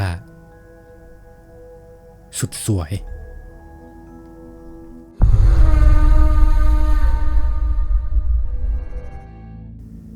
เรื่องนี้เป็นเรื่องราวของคุณโต้งเหตุการณ์ย้อนกลับไปเมื่อ7 ปีก่อนคุณโต้งมีอาชีพเป็นนักร้องเพลงตามร้านเหล้าหรือร้านอาหารต่างๆซึ่งทุกครั้งที่เขาไปร้านเขามักจะเห็นว่าทุกร้านจะมีสิ่งศักดิ์สิทธิ์ไม่ว่าจะเป็นศาลพระภูมิหรือพระพุทธรูปตั้งในร้านและบางร้านก็ยังนิยมไหว้ผีและเขาก็เชื่อว่าทุกที่ล้วนมีสิ่งที่เขามองไม่เห็นอยู่ทำให้ทุกครั้งที่เขาได้เข้าไปร้องเพลงแล้วก็ได้เจอสิ่งศักดิ์สิทธิ์พวกนี้เขาก็มักจะยกมือไหว้ทุกครั้งจนมีอยู่วันหนึ่งช่วงนั้นวงคุณโต้งได้ถูกจ้างให้ไปร้องเพลงในร้านเหล้าแห่งหนึ่งซึ่งทางเจ้าของร้านจะให้วงคุณโต้งมาเล่นในทุกๆวันพุธและก็วันศุกร์โดยจะต้องเล่นเป็นวงสุดท้ายจนกว่าร้านจะปิดแล้วก่อนหน้าคุณโต้งก็จะมีวงดนตรีวงหนึ่งเข้ามาร้องก่อนด้วยความที่เขายังไม่เคยมาเล่นร้านนี้เลยวันแรกที่เขาต้องไปเล่นคุณโต้งและเพื่อนของเขาก็มานั่งรอที่หน้าร้านเพื่อจะดูว่าวงแรกเขาเล่นเป็นยังไงบ้างลักษณะร้านเหล้าร้านนี้ก็เหมือนกับร้านเหล้าทั่วไปที่เป็นแบบเปิดจะไม่ได้ปิดเหมือนผับแล้วเวทีนักร้องก็จะค่อนข้างใหญ่มีลักษณะเป็นรูปตัวทีทำให้นักร้องสามารถเดินลงมาตรงกลางร้านได้ซึ่งตอนนั้นคุณโต้งเองก็พยายามมองหาศาลพระภูมิแต่ก็หาไม่เจอเขาเลยไม่ได้สนใจอะไรพอวงดนตรีแรกเล่นเสร็จทุกอย่างก็ดูเหมือนจะผ่านไปตามปกติแล้ววงคุณโต้งก็ขึ้นไปร้องเพลงต่อเขาได้จัดเตรียมอุปกรณ์เรียบร้อยแต่พอหลังจากที่วงต้องเล่นจริงๆแทนที่ทุกอย่างจะไปได้อย่างราบรื่นกลับเกิดเหตุการณ์หลายอย่างไม่ว่าจะเป็นตู้เบสตู้กีตาร์มีอาการติดๆดับๆไมค์ที่เขาใช้ร้องเพลงก็ดังบ้างไม่ดังบ้างแต่เขาก็ต้องฝืนร้องเพลงจนจบซึ่งเขาเองก็งงว่ามันเกิดอะไรขึ้นและหลังจากที่เขาลงจากเวทีเจ้าของร้านก็ได้เดินไปถามคนที่ควบคุมเสียงเพลงว่าเขาได้ไปทำอะไรหรือเปล่าทำไมถึงเป็นแบบนี้แต่เขาก็ตอบกลับมาว่าเขาไม่ได้ทำอะไรก็เปิดมาตามปกติวงแรกยังเล่นได้เลยแต่พอมาถึงวงคุณโต้งทำไมถึงเป็นแบบนี้ก็ไม่รู้ตอนนั้นคุณโต้งยังไม่ได้คิดอะไรวันแรกเขาก็กลับบ้านไปตามปกติ จนมาถึงรอบถัดมาตรงกับวันเสาร์เขาต้องไปเล่นอีกรอบทีนี้ก็เหมือนเดิมคุณโต้งนั่งดูวงแรกจนจบซึ่งทุกอย่างก็ดูจะราบรื่นมากแต่พอวงเขาขึ้นไปเล่นก็เกิดปัญหาอีกแต่รอบนี้หนักกว่าเก่าลำโพงจากที่ติดดับรอบนี้กลับไม่ได้ยินเสียงเลยทำให้พวกเขาไม่สามารถร้องเพลงได้ต้องรอให้ช่างมาซ่อมลำโพงจนเสร็จเหตุการณ์เป็นแบบนี้อยู่ทุกครั้งจนเวลาผ่านไปถึงสัปดาห์ที่2คุณโต้งเริ่มรู้สึกเอะใจแล้วว่าทำไมทุกครั้งที่เขาไปเล่นถึงต้องเกิดเหตุการณ์แบบนี้ขึ้นและระหว่างที่เขานั่งรอให้วงต่อไปลงแล้วในตอนนั้นเองคุณโต้งก็ได้สังเกตเห็นอะไรบางอย่างอยู่ด้านบนเวทีพอเขาเดินเข้าไปดูใกล้ๆถึงกับตกใจเพราะด้านข้างมือเบสจะมีตู้กระจกเล็กๆตู้หนึ่งแล้วก็โต๊ะเครื่องแป้งตั้งไว้แล้วที่น่าแปลกใจไปกว่านั้นคือด้านข้างมีชุดนางรำแล้วก็ของไหว้พร้อมกับตุ๊กตานางรำตั้งอยู่ซึ่งจากระยะที่เขามองลงจากกลางร้านถ้าสังเกตดีๆจะเห็นโต๊ะเครื่องแป้งชัดมากแต่ก่อนหน้านี้เขาไม่ทันได้สังเกตมัวแต่ตั้งใจร้องเพลงตอนนั้นเขาเริ่มแปลกใจแล้วว่าทำไมของพวกนี้ถึงมาอยู่บนเวทีได้ถ้าเป็นของสำหรับไหว้เจ้าที่หรือไหว้สัมภเวสีก็ควรจะไว้ที่หลังร้านหรือจุดที่ลูกค้ามองไม่เห็นแต่นี่กลับถูกตั้งอยู่บนเวทีเลยคุณโต้งเลยคิดว่ามันต้องมีอะไรแน่ๆในวันนั้นก็เหมือนเดิมช่วงที่คุณโต้งร้องเพลงทุกอย่างก็ติดขัดไปหมดจนเขาร้องเพลงจบคุณโต้งได้เดินทางกลับมาที่บ้านและเล่าเรื่องเหตุการณ์แปลกๆที่เกิดขึ้นระหว่างที่เขาร้องเพลงแล้วก็เกิดปัญหาให้กับแฟนของเขาฟังแต่ตอนนั้นเขายังไม่ได้เล่าเรื่องของเส้นไหว้ที่อยู่ด้านบนเวทีซึ่งแฟนของคุณโต้งจะเป็นคนที่มีเซนส์ค่อนข้างแรงเธอมักจะมองเห็นหรือสัมผัสวิญญาณได้บ่อยๆทันทีที่เขาเล่าเรื่องนี้ให้แฟนฟังจบแฟนเขาก็พูดขึ้นมาเลยว่าด้านบนเวทีมีตู้กระจกใช่ไหมแล้วก็มีโต๊ะเครื่องแป้งด้วยใช่ไหมคุณโต้งถึงกับอึ้งกับสิ่งที่แฟนเขาพูดเพราะเขายังไม่ได้บอกอะไรเธอเลยแล้วเธอก็พูดถูกทั้งหมดรวมถึงรู้ด้วยว่าข้างโต๊ะเครื่องแป้งจะมีตุ๊กตานางรำและชุดนางรำตั้งอยู่ซึ่งเป็นไปไม่ได้แน่ๆเพราะเธอไม่เคยไปร้านเหล้าร้านนี้สักครั้งคุณโต้งเลยตอบเธอไปว่าใช่มันมีอะไรใช่ไหมทำไมถึงร้องเพลงไม่ได้และตอนนั้นเองอยู่ๆแฟนของคุณโต้งก็พูดขึ้นมาว่าเธอชื่อว่าสุดสวยคุณโต้งก็งงแล้วก็ถามว่าอะไรใครชื่อสุดสวยแล้วแฟนเขาก็บอกว่าวิญญาณที่อยู่ในโต๊ะเครื่องแป้งเธอชื่อว่าสุดสวยเธอบอกมาแล้วถ้าอยากให้ร้องเพลงได้ปกติรอบหน้าให้ซื้อเบียร์ไป1 ขวดกับบุหรี่1 ซองเราไปตั้งไว้ด้านหน้าโต๊ะเครื่องแป้งพอได้ยินแบบนั้นเขาก็รู้แล้วว่าเขาต้องทำยังไงเพราะจากที่แฟนเขาพูดมาตอนนี้เขาเชื่อแล้วว่าแฟนของเขาเห็นจริงๆคุณโต้งได้เอาเรื่องนี้ไปเล่าให้คนในวงฟังจนเวลาผ่านไปจนถึงวันพุธคุณโต้งได้กลับมาเล่นที่ร้านอีกรอบครั้งนี้เขาซื้อเบียร์และบุหรี่มาให้ตามที่แฟนของเขาบอกแล้วก็ได้เอามาตั้งไว้ที่หน้าโต๊ะเครื่องแป้งพร้อมกับพูดว่าน้องสุดสวยครับพี่เอาของมาให้แล้วนะจากนั้นเขาก็เริ่มร้องเพลงซึ่งแปลกมากๆจากที่ทุกครั้งเขาเล่นมักจะเจอปัญหา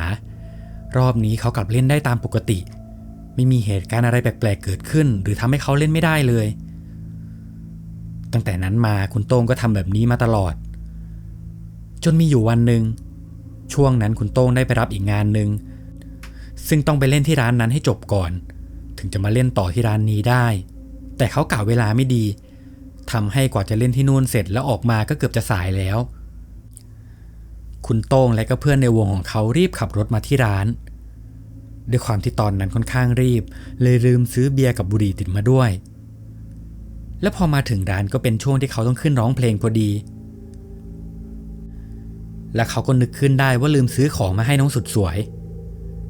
แต่เขาก็คิดในใจว่าคงไม่น่าจะมีอะไรหรอกลืมแค่วันเดียวเองจากนั้นเขาก็เริ่มร้องเพลง แต่แทนที่ทุกอย่างจะไปได้สวย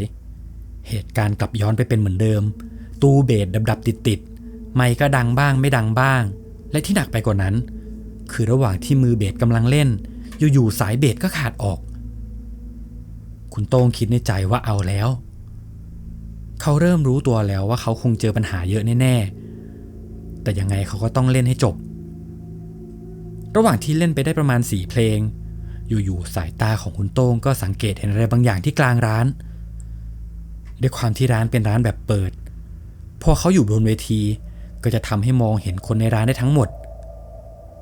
แต่เหมือนว่ามีลูกค้าอยู่คนหนึ่งผมสั้นประมาณประบ่าสวมกางเกงยีนขาสั้น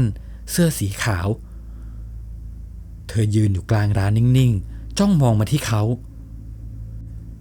ในขณะที่ลูกค้าคนอื่นๆยังคงดื่มเหล้ากันสนุกสนาน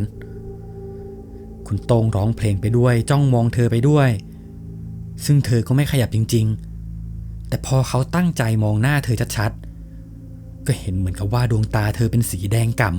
ำคุณโต้งรู้แล้วว่าเธอไม่ใช่คนแล้วแน่ๆตอนนั้นเขาเองก็กลัวเลยพยายามรีบร้องเพลงแล้วหันหน้าไปทางอื่นไปด้วยแต่พอหันกลับไปมองเธออีกครั้งเขาถึงกับสะดุ้งเพราะจากที่เธอยืนอยู่กลางร้านตอนนี้เธอกลับใกล้เขาไม่อีกแล้วพอเขาหันไปทางอื่นแล้วก็หันกลับมาอีกรอบนี้เขาต้องตกใจยิ่งกว่าเดิมเพราะเธอมายืนอยู่ด้านล่างหน้าเวทีแล้วซึ่งด้วยระยะทางจากกลางร้านมาหน้าเวทีเป็นไปไม่ได้ที่คนปกติจะโผล่มาตรงนี้ได้ในเวลาแค่นิดเดียวเท่านั้นยังไม่พอร่างของผู้หญิงคนนั้นทำท่าเหมือนกำลังจะเกาะขอบเวทีเพื่อจะปีนขึ้นมาข้างบนคุณโต้งกลัวมากไม่รู้จะทำยังไงเขาตัดสินใจเดินหลบออกมาด้านหน้าตรงเวทียาวเพื่อเดินตรงไปกลางร้านแล้วก็พยายามตั้งใจร้องเพลงไม่หันกลับไปมองด้านหลังแต่ในใจเขาก็รู้แล้วว่าผู้หญิงคนนั้นต้องปีนขึ้นมาข้างบนเวทีแล้วแน่ๆในหัวเขาตอนนั้นสับสนไปหมดกลัวก็กลัวเพลงก็ต้องร้องเป็นห่วงเพื่อนที่อยู่ข้างหลังก็เป็นห่วงคุณโต้งเลยตัดสินใจกลับไปดูอีกครั้งแล้วสิ่งที่เขาเห็นก็คือผู้หญิงคนนั้นยืนอยู่กลางเวทีและที่สำคัญเธอกำลังรำอยู่ซึ่งท่ารำเป็นท่ารำที่แปลกมากๆลักษณะคล้ายกับหุ่นกระบอกที่รำหักไปหักมาเขารีบหันกลับมาด้านหน้าเวทีทันทีตอนนั้นคุณโต้งเริ่มจะสติแตกเขาพยายามรวบรวมสติจนร้องเพลงมาจนถึงเพลงสุดท้ายด้วยความที่เป็นห่วงเพื่อนๆเขาเลยตัดสินใจหันกลับไปดูอีกครั้งเผื่อว่าเธอจะไปแล้วและทันทีที่เขาหันกลับไปมองเขาถึงกับช็อกเพราะผู้หญิงคนนั้นยังคงรำอยู่เหมือนเดิมแต่รอบนี้เธอไปอยู่ด้านหลังมือเบสจุดที่มีโต๊ะเครื่องแป้งตั้งอยู่ตอนนี้คุณโต้งรู้สึกว่ามือไม้ของเขาชาไปหมด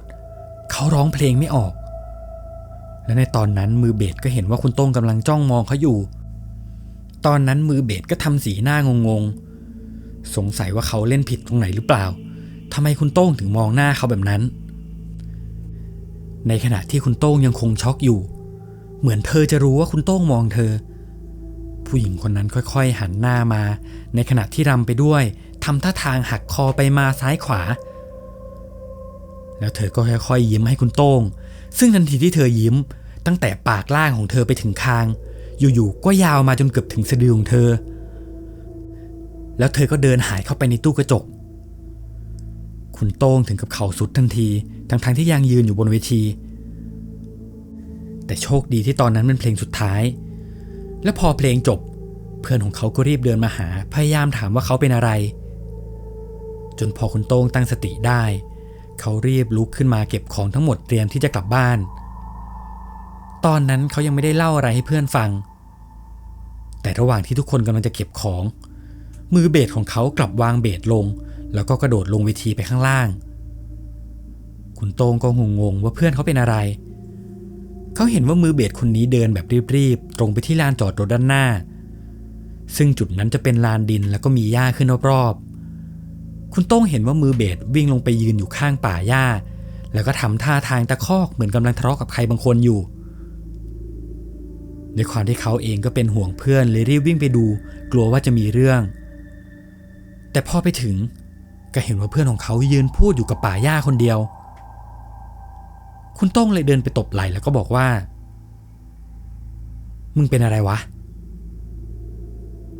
แล้วเพื่อนของเขาก็พูดน้ำเสียงโมโหเลยว่าเนี่ยมึงดูดิแค่พวกเราไม่ให้กินแค่วันเดียวต้องทำกันถึงขนาดนี้เลยเหรอวะพอคุณโต้งได้ยินแบบนั้นเขาถึงกับตกใจเพราะถ้าเพื่อนเขาพูดแบบนี้ก็แปลว่าเพื่อนของเขาก็เห็นเหมือนกันเขาเลยถามว่ามึงเห็นอะไรแล้วเพื่อนเขาก็ชี้ไปด้านหน้าพร้อมกับพูดว่าก็นี่ไงมันยืนอยู่ข้างหน้ากูเนี่ยมึงไม่เห็นเหรอมันกำลังรำท่าทางหักไปหักมาอยู่แล้วก็หัวเราะใส่กูตอนนั้นคุณโต้งกลัวมากแต่เขาก็มองไม่เห็นอะไรเลยแล้วเพื่อนเขาก็พูดมาอีกว่ามันวิ่งเข้าไปในป่าหญ้าแล้วว่ะเพื่อนเขาเลยพาคุณโต้งกลับไปเก็บของพอเก็บเสร็จ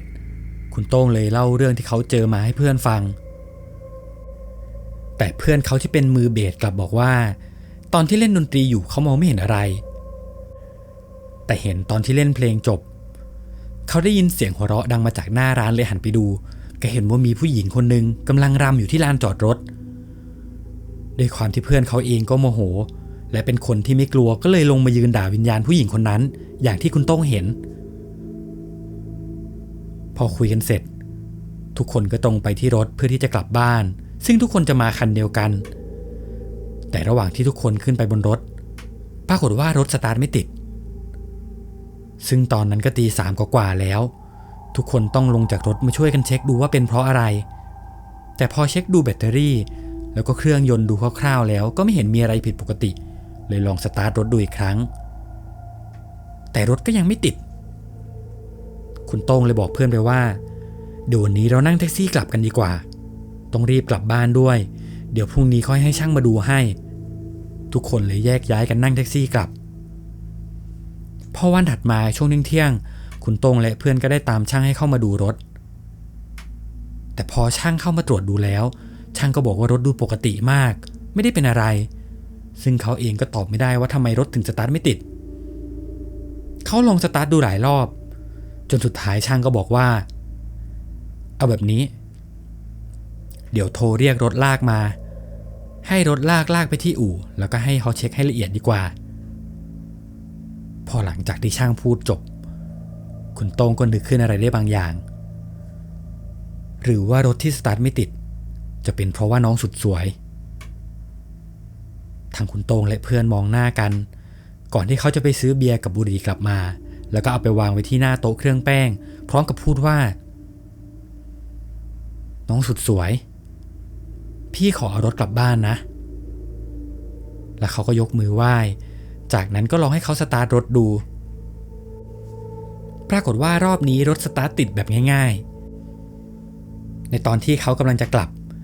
ด้วยความที่คุณโต้เองก็สงสัยมานานแล้วว่าน้องสุดสวยเป็นใครพอเขามองไปที่ร้านก็เห็นกับเด็กเฝ้าร้านคนหนึ่งกำลังเก็บของอยู่พอดีคุณโต้งเลยตัดสินใจเดินเข้าไปถามซึ่งน้องคนนั้นเหมือนจะเป็นคนต่างด้าวแต่ก็พูดไทยได้ค่อนข้างชัดคุณโต้งเดินไปถามน้องว่าน้องพี่ถามจริงๆนะไอ้โต๊ะเครื่องแป้งบนเวทีเนี่ยมันคืออะไรน้องคนนั้นก็หันมาหาคุณโต้งแล้วก็ยิ้มให้พร้อมกับถามเขาว่า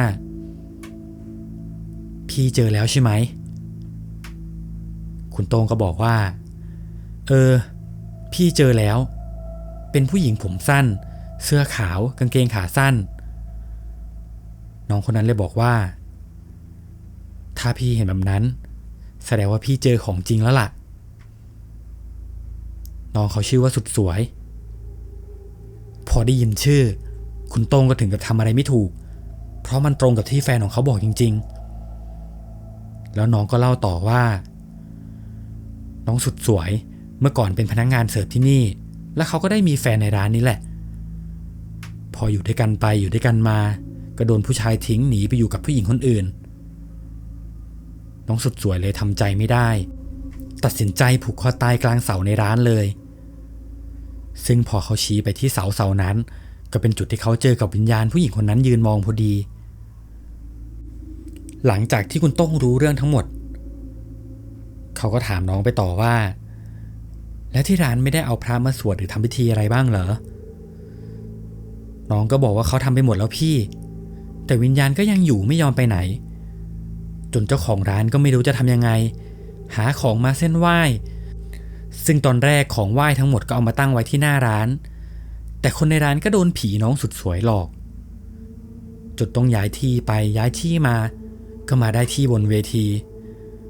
พอเอาของอะไรมาไหว้บนนี้วิญญาณก็เหมือนจะไม่ค่อยมาหลอกมาหลอนแล้วก็ทำให้ร้านขายดีขึ้นด้วยมีลูกค้าเยอะขึ้นแล้วตั้งแต่วันนั้นมาทุกครั้งที่คุณโต้งไปเล่นในร้านเหล้าร้านนี้เขาก็ไม่เคยลืมที่จะเอาเบียร์กับบุหรี่ไปฝากน้องสุดสวยอีก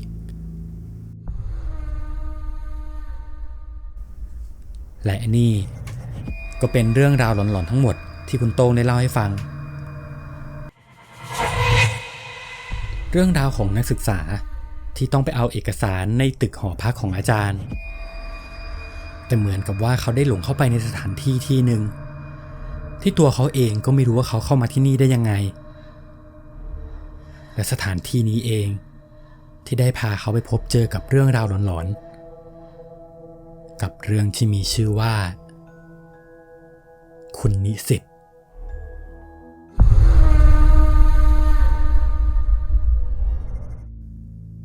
เรื่องนี้เป็นเรื่องราวของคุณโน้ตเหตุการณ์ย้อนกลับไปเมื่อ10 กว่าปีก่อนช่วงที่คุณโน้ตยังเรียนอยู่มหาลัยตอนนั้นคุณโน้ตกับเพื่อนอีก2 คนชื่อว่าโอ๊คและตั้มได้รวมกลุ่มกันเพื่อที่จะทำงานวิจัยกลุ่มส่งอาจารย์โดยมีอาจารย์ที่ปรึกษาอีก2 คนชื่อว่าอาจารย์ทีและอาจารย์คิวช่วยให้คำแนะนำในวันนั้นทั้งคุณโน้ตและอาจารย์ก็ได้นั่งคุยกันตั้งแต่บ่าย 3ด้วยความที่รายละเอียดค่อนข้างเยอะเวลาก็ผ่านไปจนเย็นมากแล้วก็ยังคุยกันไม่เสร็จอาจารย์ทีเลยชวนคุณโน้ตให้ไปคุยงานกันต่อที่ร้านอาหารแห่งหนึ่งใกล้ๆกับมหาลัยตอนนั้นก็คุยกันไปด้วยสั่งเครื่องดื่มและอาหารมาทานกันไปด้วยจนเวลาผ่านไป3 ทุ่มกว่าระหว่างที่คุยกันอยู่นั้นอาจารย์ทีก็บอกว่ามีเอกสารชิ้นหนึ่งของอาจารย์ที่น่าจะช่วยให้การทำงานวิจัยครั้งนี้เป็นไปได้ง่ายขึ้นอาจารย์เลยบอกกับคุณโน้ตว่าโน้ตเดี๋ยวไปเอาเอกสารในห้องพักอาจารย์มาให้หน่อยอยู่บนโต๊ะคอมของอาจารย์ซึ่งที่อาจารย์ใช้คุณโน้ตไปเอาเพราะคุณโน้ตเคยไปหยิบของให้อาจารย์ค่อนข้างบ่อยแต่ด้วยความที่ตอนนั้นคุณโน้ตเองก็ยังไม่อยากจะลุกไปเพราะมีเรื่องต้องถามอาจารย์อีกเยอะเขาเลยหันไปหาเพื่อนที่ชื่อโอ๊คแล้วก็พูดว่าไอ้โอ๊คมึงไปเอาเอกสารมาแทนกูหน่อยสิแต่โอ๊คเองก็เหมือนจะไม่อยากจะไปคุณโน้ตเลยบอกว่ามึงไปเอาให้หน่อยนะตอนนี้มึงยังว่างอยู่กูต้องรีบคุยงานกับอาจารย์ต่อโอ๊คเลยปฏิเสธไม่ได้สุดท้ายเขาก็ต้องไปหยิบมาให้แต่ด้วยความที่โอ๊คไม่เคยไปหออาจารย์เลยสักครั้งคุณโน้ตเลยต้องบอกทางเขาไปว่าให้ตรงจากหน้ามหาลัยเข้าไปด้านหลังเรื่อยๆก็จะเจอกับ3 แยกแล้วให้เลี้ยวซ้ายไปอีกประมาณ200 เมตรก็จะเจอกับหอพักของอาจารย์ที่มีอยู่3 ตึกให้จอดตึกแรกเลยที่มีทั้งหมด12 ชั้นห้องของอาจารย์ทีจะอยู่ชั้น2ห้อง205ประตูไม่ได้ล็อกเข้าไปได้เลยพออธิบายเสร็จโอ๊คก็รีบขับมอเตอร์ไซค์ออกไประหว่างนั้นคุณโน้ตก็นั่งคุยกับอาจารย์ต่อจนเวลาผ่านไปเกือบ5 ทุ่มโอ๊คก็ยังไม่กลับมาอาจารย์ทีเห็นว่ามันเริ่มดึกมากแล้วเลยบอกคุณโน้ตว่าให้โทรตามทีหน่อยมหาลัยก็อยู่ตรงนี้เองทำไมเข้าไปนานจังคุณโน้ตเลยหยิบมือถือขึ้นมาโทรไปตามเพื่อนแต่พอโทรไปติดเพื่อนเขากลับไม่รับสายเขาเลยคิดว่าเพื่อนน่าจะแวะไปทำธุระเลยบอกอาจารย์ไปว่ามันไม่รับสายครับอาจารย์น่าจะแวะไปที่อื่นเดี๋ยวก็คงมาครับแล้วทุกคนก็นั่งคุยกันต่อแต่ไม่ถึง5 นาทีโอ๊คก็โทรกลับมาพอคุณโน้ตรับสายยังไม่ทันที่เขาจะพูดอะไรโอ๊คก็พูดน้ำเสียงแตกตื่นเลยว่าไอ้โน้ตกูโดนผีหลอกเสียงที่เขาได้ยินเหมือนว่าโอ๊คขับมอเตอร์ไซค์ไปด้วยพูดไปด้วยเพราะมีเสียงลมค่อนข้างดังคุณโน้ตก็งงกับสิ่งที่โอ๊คพูดเขาเลยถามไปว่าผีหลอกมึงพูดอะไรของมึงเนี่ยกูงงอธิบายให้ฟังหน่อยสิแล้วโอ๊คก็ตอบกลับมาว่า เดี๋ยวก่อนกูใกล้ถึงแล้วจากนั้นโอ๊กก็ตัดสายไปคุณโน้ตเห็นท่าไม่ดีเขาเลยเดินไปที่หน้าร้านเพื่อรอโอ๊กแต่พอโอ๊กขับรถมอเตอร์ไซค์มาถึงเขาก็รีบเดินไปที่โต๊ะโดยที่ไม่พูดอะไรสักคำโอ๊กมีอาการกลัวอย่างเห็นได้ชัดก่อนที่เขาจะพูดว่าขอเหล้าเพียวๆแก้วหนึ่งเดี๋ยวกูจะเล่าเรื่องที่กูเจอมาเมื่อกี้ให้ฟังพอดื่มเหล้าเสร็จโอ๊กก็ค่อยๆตั้งสติแล้วก็เริ่มเล่าว่าตอนที่เขาได้ขับรถเข้าไปในมหาวิทยาลัยเขาก็ขับไปตามเส้นทางที่คุณโน้ตบอกตามปกติจนไปถึงทาง3 แยกแล้วเขาก็ดันลืมไปว่าต้องเลี้ยวไปทางไหนโอ๊กจอดรถคิดอยู่สักพักก็คิดว่าน่าจะต้องเป็นทางขวาแน่ๆเขาเลยตัดสินใจเลี้ยวขวาแล้วพอขับต่อไปได้สักพักก็เจอกับหอพักของอาจารย์จริงๆที่มีทั้งหมด12 ชั้นไฟในตึกด้านล่างยังคงเปิดอยู่และเขาก็จำได้ว่าที่คุณโน้ตบอกคือต้องมี3 ตึกติดต่อกันแต่นี่กลับมีแค่ตึกเดียวซึ่งเขาก็ยังคงคิดในแง่ดีว่าเขาคงจะฟังผิดไปเองเขาเลยจอดรถที่ริมฟุตบาททางเข้าตึกลักษณะตึกด้านล่างจะเป็นลานโล่งๆมีเคาน์เตอร์ตั้งอยู่ตรงกลางด้านขวาก็จะเป็นลิฟต์ส่วนด้านหลังเคาน์เตอร์ก็จะเป็นบันไดสำหรับขึ้นไปชั้น2ซึ่งตรงกลางบันไดก็จะมีชั้นพักกว้างๆอยู่ด้วยตอนนั้นไฟก็ค่อนข้างสว่างแล้วห้องอาจารย์ทีก็อยู่แค่ชั้น2โอ๊กเลยตัดสินใจเดินขึ้นบันไดไปแต่พอเดินไปถึงชั้นพักกำลังจะขึ้นไปที่ชั้น2อยู่ๆก็มีเสียงเรียกมาจากด้านบนเธอมาทำอะไรที่นี่พอโอ๊กหันไปมองก็เห็นเป็นผู้หญิงคนหนึ่งอายุประมาณ50 กว่าปีสวมเสื้อยืดสีขาวกระโปรงสีกากีถือกระเป๋าลายดอกไม้ลักษณะเธอน่าจะเป็นอาจารย์ในมหาวิทยาลัยแต่โอ๊กก็ไม่เคยเห็นหน้าเขาคิดว่าน่าจะเป็นอาจารย์ที่สอนคณะอื่นแล้วพอโอ๊กเล่ามาถึงตรงนี้อยู่ๆอาจารย์ทีก็ยื่นมาจับที่แขนของโอ๊กแล้วแกก็มีสีหน้าเหมือนจะร้องไห้คุณโน้ตเห็นแบบนั้นเลยถามอาจารย์ไปว่าอาจารย์เป็นอะไรหรือเปล่าครับแต่อาจารย์ทีก็บอกว่าไม่มีอะไรเล่าต่อโอ๊กบอกว่าผู้หญิงคนนั้นค่อยๆเดินลงมาจนมาอยู่ด้านหน้าของเขาแล้วเธอก็ถามเขาว่าเธอมาทำอะไรที่นี่โอ๊กเลยบอกไปว่าพอดีผมมาเอาเอกสารให้อาจารย์ทีครับแกเป็นอาจารย์ที่คณะของผมผู้หญิงคนนั้นเหมือนจะยืนคิดอยู่สักพักแล้วก็พูดว่าทีพร้อมกับพูดชื่อจริงของอาจารย์ขึ้นมาแล้วก็ถามโอ๊กว่าใช่คนนี้ไหมโอ๊กก็ตอบไปว่าใช่ครับพอดีผมกำลังคุยงานวิจัยกับแกเลยให้เข้ามาเอาเอกสารครับแล้วผู้หญิงคนนั้นก็ยิ้มพร้อมกับพูดว่าเดี๋ยวนี้ทีเป็นอาจารย์แล้วเหรอเนี่ยเด็กคนนั้นโตขึ้นมากเลยสีหน้าเธอดูดีใจมากๆโอ๊กก็งงว่าเธอจะดีใจอะไรขนาดนั้นแต่สิ่งที่เขารู้สึกว่ามันผิดปกติก็คือทุกครั้งที่เธอพูดเสียงของเธอจะก้องดังมากๆแต่เขาก็ไม่ได้คิดอะไรน่าจะเป็นเพราะบริเวณนั้นมีลักษณะคล้ายกับโถงเสียงน่าจะก้องเป็นปกติในตอนนั้นเองอยู่ๆก็มีเสียงเรียกดังมาจากด้านหลังของเขาคุณนิสิตโน้ตรีบหันกลับไปดูก็เห็นว่าเป็นลุงรปภ.คนหนึ่งปั่นจักรยานมาเทียบกับรถมอเตอร์ไซค์ของเขาแล้วก็ตะโกนถามเขาว่าคุณนิสิตคุณมาทำอะไรตรงนี้ตอนนั้นโอ๊กก็ยังงงกับคำเรียกของลุงเพราะไม่เคยเจอรปภ.คนไหนเรียกนักศึกษาแบบนี้มาก่อนแล้วหน้าตาลุงก็ดูไม่ค่อยจะคุ้นหน้าคุ้นตาชุดก็เป็นชุดยามเก่าๆสีเหลืองๆน่าจะเป็นยามที่เฝ้าอยู่ด้านหลังวิทยาลัยโอ๊กเลยตะโกนตอบลุงไปว่าผมมาเอาของให้อาจารย์ทีครับพอดีผมเจออาจารย์ผู้หญิงตรงนี้เลยยืนคุยกับแกอยู่ครับพอพูดจบโอ๊กก็หันกลับไปหาอาจารย์ผู้หญิงคนนั้นแต่สิ่งที่เขาเจอกลับทำให้เขาช็อกจนทำอะไรไม่ถูกเพราะด้านหลังของเขาไม่มีอาจารย์ผู้หญิงคนนั้นแล้วพอมองไปรอบๆตรงนั้นก็มืดไปหมดไม่มีไฟสักดวงตึกจากที่เป็นตึกใหม่ๆก็กลายเป็นตึกเก่ามีหยักใยรอยแตกร้าวและรอยผุพังของปูนอยู่ทั่วตึก และลิฟต์ที่เขาเห็นก่อนหน้านี้ก็ไม่มีโอ๊กถึงกับก้าวขาไม่ออกเขารู้แล้วว่าตอนนี้เขาเจอดีเขาให้แล้วซึ่งตอนนั้นมันมืดมากไม่มีไฟสักดวงมันต่างจากตอนแรกที่เขาเข้ามาอย่างสิ้นเชิงโอ๊กค่อยๆตั้งสติแล้วก็หยิบมือถือมาเปิดไฟฉายแล้วเขาก็ค่อยๆเดินลงบันไดมาช้าๆแล้วก็รีบตรงไปหาลุงยามตอนนั้นโอ๊กบอกว่าเขาสับสนไปหมดไม่รู้ว่านี่มันเกิดอะไรขึ้นรปภ.ก็ถามโอ๊กว่าคุณนิสิต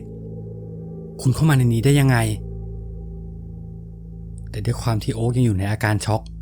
เขาก็ตอบน้ำเสียงสั่นๆไปว่าผมเข้ามาเอาของครับมาเอาของให้อาจารย์ทีแล้วเมื่อกี้ผมก็เจออาจารย์ผู้หญิงเขาเล่าผิดๆถูกๆรปภ.เลยบอกว่าคุณนิสิตคุณใจเย็นๆก่อนนะผมจะถามคุณใหม่คุณเข้ามาในนี้ได้ยังไงโอ๊กก็ตอบไปว่าผมขับรถมอเตอร์ไซค์เข้ามาครับแต่ลุงรปภ.ก็ถามต่อว่าไม่ใช่ผมหมายถึงคุณขับรถเข้ามาในนี้ได้ยังไงเพราะประตูรั้วมันปิดมันเปิดไม่ได้โอ๊กยิ่งงงไปใหญ่หันไปถามรปภ.ว่ารั้วอะไรล่ะครับผมเข้ามาไม่เห็นมีรั้วรปภ.เลยชี้ไปที่ด้านหน้าก็เห็นว่าระยะทางประมาณ10 เมตร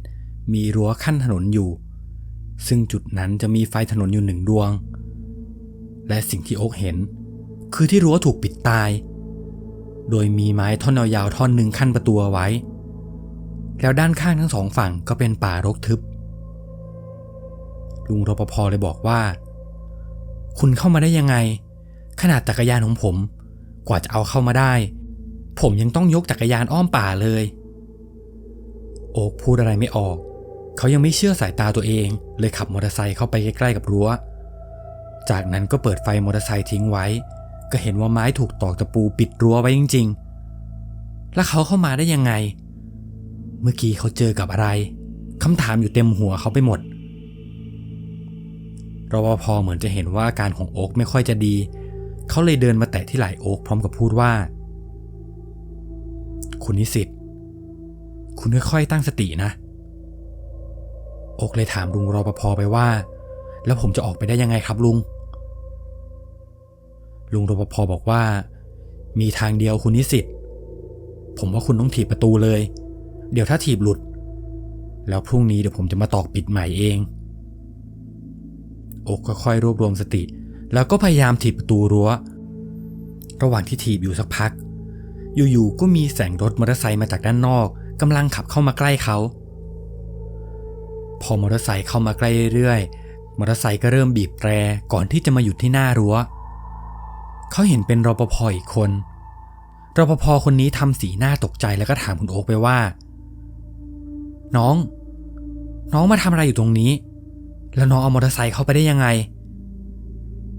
โอ๊กก็บอกว่าผมก็ไม่รู้เหมือนกันพี่ตอนนี้พี่ช่วยถีบประตูพาผมออกไปก่อน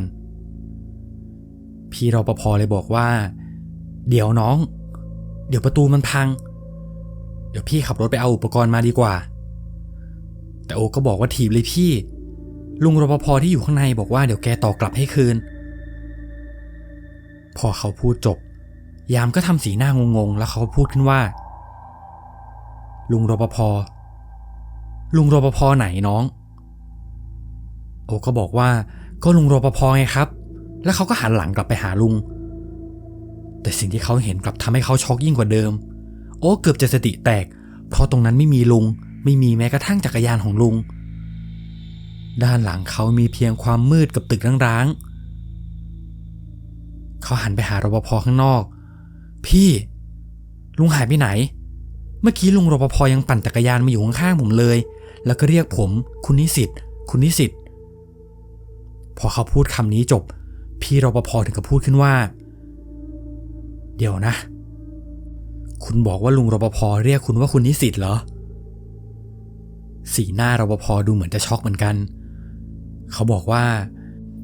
เดี๋ยวผมโทรตามรปภ.คนอื่นให้รีบเอาอุปกรณ์มาก่อนแล้วสักพักก็มีรปภ.กับมอเตอร์ไซค์อีก2 คันพร้อมกับอุปกรณ์สำหรับรื้อไม้กั้นรั้วออกซึ่งตอนนั้นเป็นช่วงที่คุณโน้ตโทรหาโอ๊กพอดี แต่โอ๊กไม่ได้รับสายเพราะเขามัวแต่ตั้งใจจะออกจากตรงนี้ไปให้ได้ก่อนแล้วพอเขาออกมาจากรั้วนั้นได้รปภ.ก็บอกว่าลุงที่น้องเจอเรียกน้องว่าคุณนิสิตใช่ไหมตอนนั้นสติของโอ๊กเองก็ไม่อยู่กับเนื้อกับตัวแล้วเขาตอบไปว่าใช่ครับแล้วรปภ.ก็บอกว่าลุงที่น้องเจอน่าจะเป็นลุงรปภ.รุ่นแรกเป็นรปภ.ที่มาอยู่ตั้งแต่มหาลัยเปิดเมื่อ50 ปีก่อนซึ่งลุงแกเสียไปนานแล้วแกก็จะติดนิสัยเรียกนักศึกษาคนอื่นๆว่าคุณนิสิตแล้วหลังจากที่แกเสียก็มักจะมีคนเจอวิญญาณแกอยู่เรื่อยๆบางคนก็ได้ยินเสียงเรียกว่าคุณนิสิตบ้างซึ่งส่วนใหญ่คนที่เจอจะเป็นนักศึกษาที่หนีเที่ยวแล้วก็กลับมาหอพักในตอนกลางคืนพอรู้เรื่องทั้งหมดโอ๊กเลยรีบขับกลับมาที่ร้านอาหารแล้วก็โทรหาคุณโน้ตซึ่งในคืนนั้นโอ๊กก็ได้ดื่มไปค่อนข้างหนักแล้วนอนหลับอยู่ที่ร้านเลยไม่กล้ากลับเข้าไปในหอเพราะกลัวว่าจะเจอลุงมาหลอกเอาแล้วพอเช้าวันรุ่งขึ้นทุกคนก็มาเจอกันที่มหาลัยอีกครั้งคุณโน้ตจำอาการของอาจารย์ทีได้ตอนที่โอ๊กเล่าเขาเลยถามอาจารย์ไปตรงๆเลยว่าอาจารย์ผมถามตรงๆเลยนะครับวิญญาณผู้หญิงที่โอ๊กเจออาจารย์รู้จักไหมครับเมื่อคืนผมเห็นว่าอาจารย์มีอาการแปลกๆอาจารย์ทีเลยบอกว่าวิญญาณที่โอ๊กเจอน่าจะเป็นวิญญาณอาจารย์แม่แกเป็นอาจารย์เก่าแก่ที่นี่ซึ่งแกเป็นคนสอนอาจารย์ทีมาก่อนแต่แกก็เสียไปนานมากแล้วคงจะจำชื่ออาจารย์ทีได้ส่วนอาจารย์คิวก็เหมือนจะนึกอะไรขึ้นได้บางอย่างแกบอกว่าตึกที่โอ๊กไปน่าจะเป็นตึกเก่าแกรีบโทรหาเพื่อนแกที่เป็นอาจารย์อีกคนก็ได้ความมาว่าอาคารนั้นเป็นอาคารร้างที่อยู่หลังมหาวิทยาลัยซึ่งเป็นที่พักเก่าของพวกอาจารย์แต่ตึกนั้นเกิดเหตุการณ์ฆ่าตัวตายค่อนข้างเยอะซึ่งตายกันแบบต่อเนื่องแบบไม่มีสาเหตุทางมหาลัยได้นำพระมาสวดทำพิธีไปแล้วแต่ก็ยังไม่ดีขึ้นแล้ววิญญาณก็เริ่มมาหลอกมาหลอนคนในอาคารเยอะขึ้นเรื่อยๆจนคนในอาคารอยู่กันไม่ได้ต้องปิดตายแล้วก็ไม่ได้ใช้งานที่อาคารนั้นอีกแต่ก็มีนักศึกษาที่ชอบลองของเข้ามาท้าทายข้างในนี้แล้วก็เจอกันเยอะมากๆพอเอาไปเล่าให้คนอื่นๆฟังก็เริ่มมีคนอยากมาท้าทายวิญญาณมากขึ้นเรื่อยๆจนสุดท้ายต้องปิดรั้วแล้วก็เอาไม้มาตีกั้นเอาไว้เพื่อไม่ให้ใครเข้ามาข้างในนี้อีกแต่ล่าสุดก็มีโอ๊กหลุดเข้าไปข้างในแต่โชคยังดีที่โอ๊กยังออกมาได้และนี่ก็เป็นเรื่องราวทั้งหมดที่คุณโน้ตได้เล่าให้ฟังเหตุการณ์หลอนๆที่เกิดขึ้นระหว่างที่ได้ไปฝึกกรรมฐานในวัดแห่งหนึ่งซึ่งเขาต้องเข้าไปทำสมาธิกับศพจริงๆและก็ต้องไปทำคนเดียวกลางดึกก่อนที่เขาจะพบเจอกับเรื่องราวหลอนๆจนเขาไม่สามารถลืมมันลงได้กับเรื่องที่มีชื่อว่าอสุภะ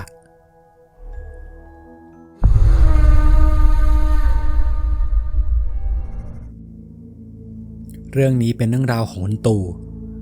เหตุการณ์ย้อนกลับไปเมื่อ20 ปีก่อนช่วงนั้นคุณตู่มักจะชอบไปฝึกกรรมฐานตามสถานที่ต่างๆแต่ก็ยังไม่มีที่ไหนที่เขารู้สึกว่าฝึกแล้วได้จริงๆจนมีเพื่อนของเขาคนหนึ่งแนะนำสถานที่ฝึกกรรมฐานที่หนึ่งมาให้บอกว่าที่นี่ขึ้นชื่อเรื่องการฝึกกรรมฐานแบบอสุภะซึ่งเป็นการที่เราจะต้องไปนั่งทำสมาธิกับศพจริงๆพอคุณตู่ได้ยินแบบนั้นเขาก็อยากลองดูสักครั้งแล้วพอไปถึงที่วัดก็มีคนที่ไปฝึกด้วยเกือบ10 กว่าคนซึ่งวิธีการฝึกก็เหมือนกับที่เขาเคยฝึกมาทั่วไปในตอนเช้าเวลาประมาณ8 โมงก็จะเริ่มฝึกเดินจงกรมก่อน1 ชั่วโมงแล้วก็มานั่งกรรมฐานซึ่งการนั่งกรรมฐานที่นี่จะมีพิธีที่ทางวัดจะจัดเตรียมเอามาไว้ให้ก็จะเป็นการเดินจงกรมสลับกับพิธีกรรมฐานวนไปวนมาจนเวลาผ่านไปถึงช่วงเที่ยงทุกคนก็พักทานข้าวกันแล้วก็กลับมาทำเหมือนเดิมจนเวลาผ่านไป4 โมงกว่า ทุกคนก็ถูกเรียกไปที่ศาลาแล้วก็นั่งกรรมฐานรวมกันอีกครั้งซึ่งครั้งนี้จะมีบทสวดให้ท่องระหว่างที่นั่งด้วยคุณตู่ก็ได้ตั้งใจนั่งจนเวลาผ่านไปเกือบครึ่งชั่วโมงระหว่างที่เขาท่องบทสวดไปด้วยอยู่ๆเขาก็มีอาการมึนหัวแปลกๆคล้ายกับคนเมาเหล้าเหมือนโลกหมุนรอบตัวเขาและในจังหวะนั้นเองเขาก็รู้สึกเหมือนมีมือใครบางคนมาผลักที่หน้าอกของเขาจนเขาล้มลงเขานอนนิ่งไปสักพักพอเริ่มตั้งสติได้เขาก็ลุกขึ้นแล้วก็หันไปมองรอบๆก็เห็นว่าคนอื่นๆยังคงนั่งสวดบทสวดมนต์อยู่แต่ก็มีบางคนที่เหมือนจะมีอาการคล้ายกับเขาคือหงายหลังไปที่พื้นซึ่งหลังจากพิธีจบก็มีพระรูปหนึ่งเข้ามาหาคุณตู่แล้วก็พูดกับเขาว่าโยมผ่านแล้วโยมได้รับเลือกให้ไปนั่งปลงอสุภะซึ่งคุณตู่ก็เพิ่งจะรู้มาว่าการนั่งปลงอสุภะที่นี่เขาไม่ได้ให้ทุกคนเข้ามานั่งต้องผ่านการนั่งกรรมฐานแล้วมีอาการหงายหลังไปก่อนจึงจะถือว่าผ่านและในวันนั้นก็มีคนผ่านแค่4 คนส่วนคนอื่นๆก็ถูกไล่กลับบ้านกันไปหมดแต่ก่อนที่ทั้ง4 คนนี้จะได้ไปนั่งปลงอสุภะเขาได้ให้ทุกคนมานั่งรวมตัวกันแล้วก็ให้คนแก่ๆคนหนึ่งที่เหมือนจะเป็นอาจารย์มานั่งดูอีกครั้งว่า4 คนนี้ผ่านแล้วจริงๆหรือยังซึ่งแกก็บอกว่านั่งได้ทั้ง4 คนจากนั้นก็มีหลวงพี่ท่านหนึ่งเดินเข้ามาเพื่อที่จะบอกพวกเขาว่าต้องทำยังไงบ้างโดยตอนนั้นหลวงพี่บอกว่าจุดที่จะนั่งปลงอสุภะมีทั้งหมด3 จุดคือโกดัง3โกดัง6และโกดัง9โดย3 คนแรกจะได้เข้ามานั่งก่อนส่วนคุณตู่จะต้องมาใหม่ในวันพรุ่งนี้เพราะไม่มีโกดังว่างและระหว่างที่หลวงพี่กำลังแจ้งเลขโกดังที่จะไปนั่งให้ทุกคนอยู่นั้นอยู่ๆคนที่ได้โกดัง9ก็บอกว่าเขาอยากเปลี่ยนโกดังแต่จากที่คุณตู่ดูแล้วเหมือนไม่มีใครอยากเปลี่ยนกับเขาราวกับว่าไม่มีใครอยากเข้าไปนั่งในโกดังนั้นจนสุดท้ายผู้ชายคนนั้นก็ได้ตัดสินใจสละสิทธิ์ทำให้คุณตู่ได้เข้าไปนั่งแทนในวันนั้นซึ่งเขาเองก็ยังงงๆว่าทำไมถึงไม่มีใครอยากไปนั่งแต่เขาก็ไม่ได้สนใจอะไรเพราะว่าเขาตั้งใจมาฝึกอยู่แล้วพอหลวงพี่แจ้งทุกอย่างจนเสร็จก็บอกให้ทุกคนแยกย้ายไปทานข้าวแล้วก็ให้ทุกคนสวดมนต์ตอนเย็นกันอีกรอบเพื่อรอให้ถึงเวลา20 ทุ่มหลังจากเวลาผ่านไปจนถึง20 ทุ่มก็มีเจ้าหน้าที่ประมาณ7 คนและพระอีก2 รูปเดินมาพร้อมกับไฟฉายแล้วก็บอกให้คุณตู่และคนอื่นเดินตามเขาไปคุณตู่เริ่มรู้สึกแล้วว่ามันแปลกๆเพราะที่พวกเขาพาคุณตู่เดินเข้าไปคือในป่าจากตอนแรกเขาคิดว่าการนั่งอสุภะคงจะให้นั่งแค่ในศาลาหนึ่งในวัดที่มีโลงตั้งอยู่แต่นี่เหมือนเขาถูกพาเดินออกมาห่างจากตัววัดลึกเข้าไปในป่าเรื่อยๆซึ่งในป่าก็ค่อนข้างรกมากถึงกับต้องแหวกทางเข้าไปด้วยเดินไปด้วยเหมือนไม่ใช่เส้นทางเดินของคนปกติพวกเขาพาคุณตู่เดินไปจนเกือบ1 กิโลก็เห็นว่าด้านหน้ามีโกดังสังกะสีขนาดไม่ใหญ่มากตั้งอยู่และก็มีโกดังอยู่หลายหลังมากๆโกดังของคุณตู่เป็นโกดังที่อยู่หลังสุดท้ายซึ่งเป็นโกดังที่เก่ามากๆมีสังกะสีทั้งด้านข้างและด้านบนปกคลุมเอาไว้แล้วพอเจ้าหน้าที่เปิดประตูเข้าไปข้างในก็มีกลิ่นตบตีเข้ามาใส่จมูกเขาทันทีเป็นกลิ่นที่เหม็นมากๆเหมือนศพจะเน่ามาแล้วหลายวัน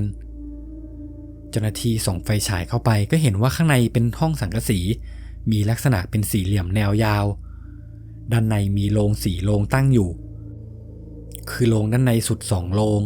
และก็มีโลงอีกซ้ายขวาอย่างละ1 โลงลักษณะถูกตั้งเป็นตัวยูส่วนด้านบนโลงก็มีพวงหรีดเก่าๆถูกเจาะแขวนกับสังกะสีเอาไว้เต็มไปหมดตอนนั้นคุณตู่เริ่มกลัวเพราะเขายังไม่เคยเจออะไรแบบนี้อีกใจก็อยากจะกลับแต่ไหนๆก็มาถึงที่นี่แล้วสุดท้ายเขาก็ต้องยอมอยู่ต่อระหว่างนั้นหลวงพี่ก็เดินเข้าไปที่โรงด้านในสุดแล้วก็บอกให้คุณตู่เดินตามไป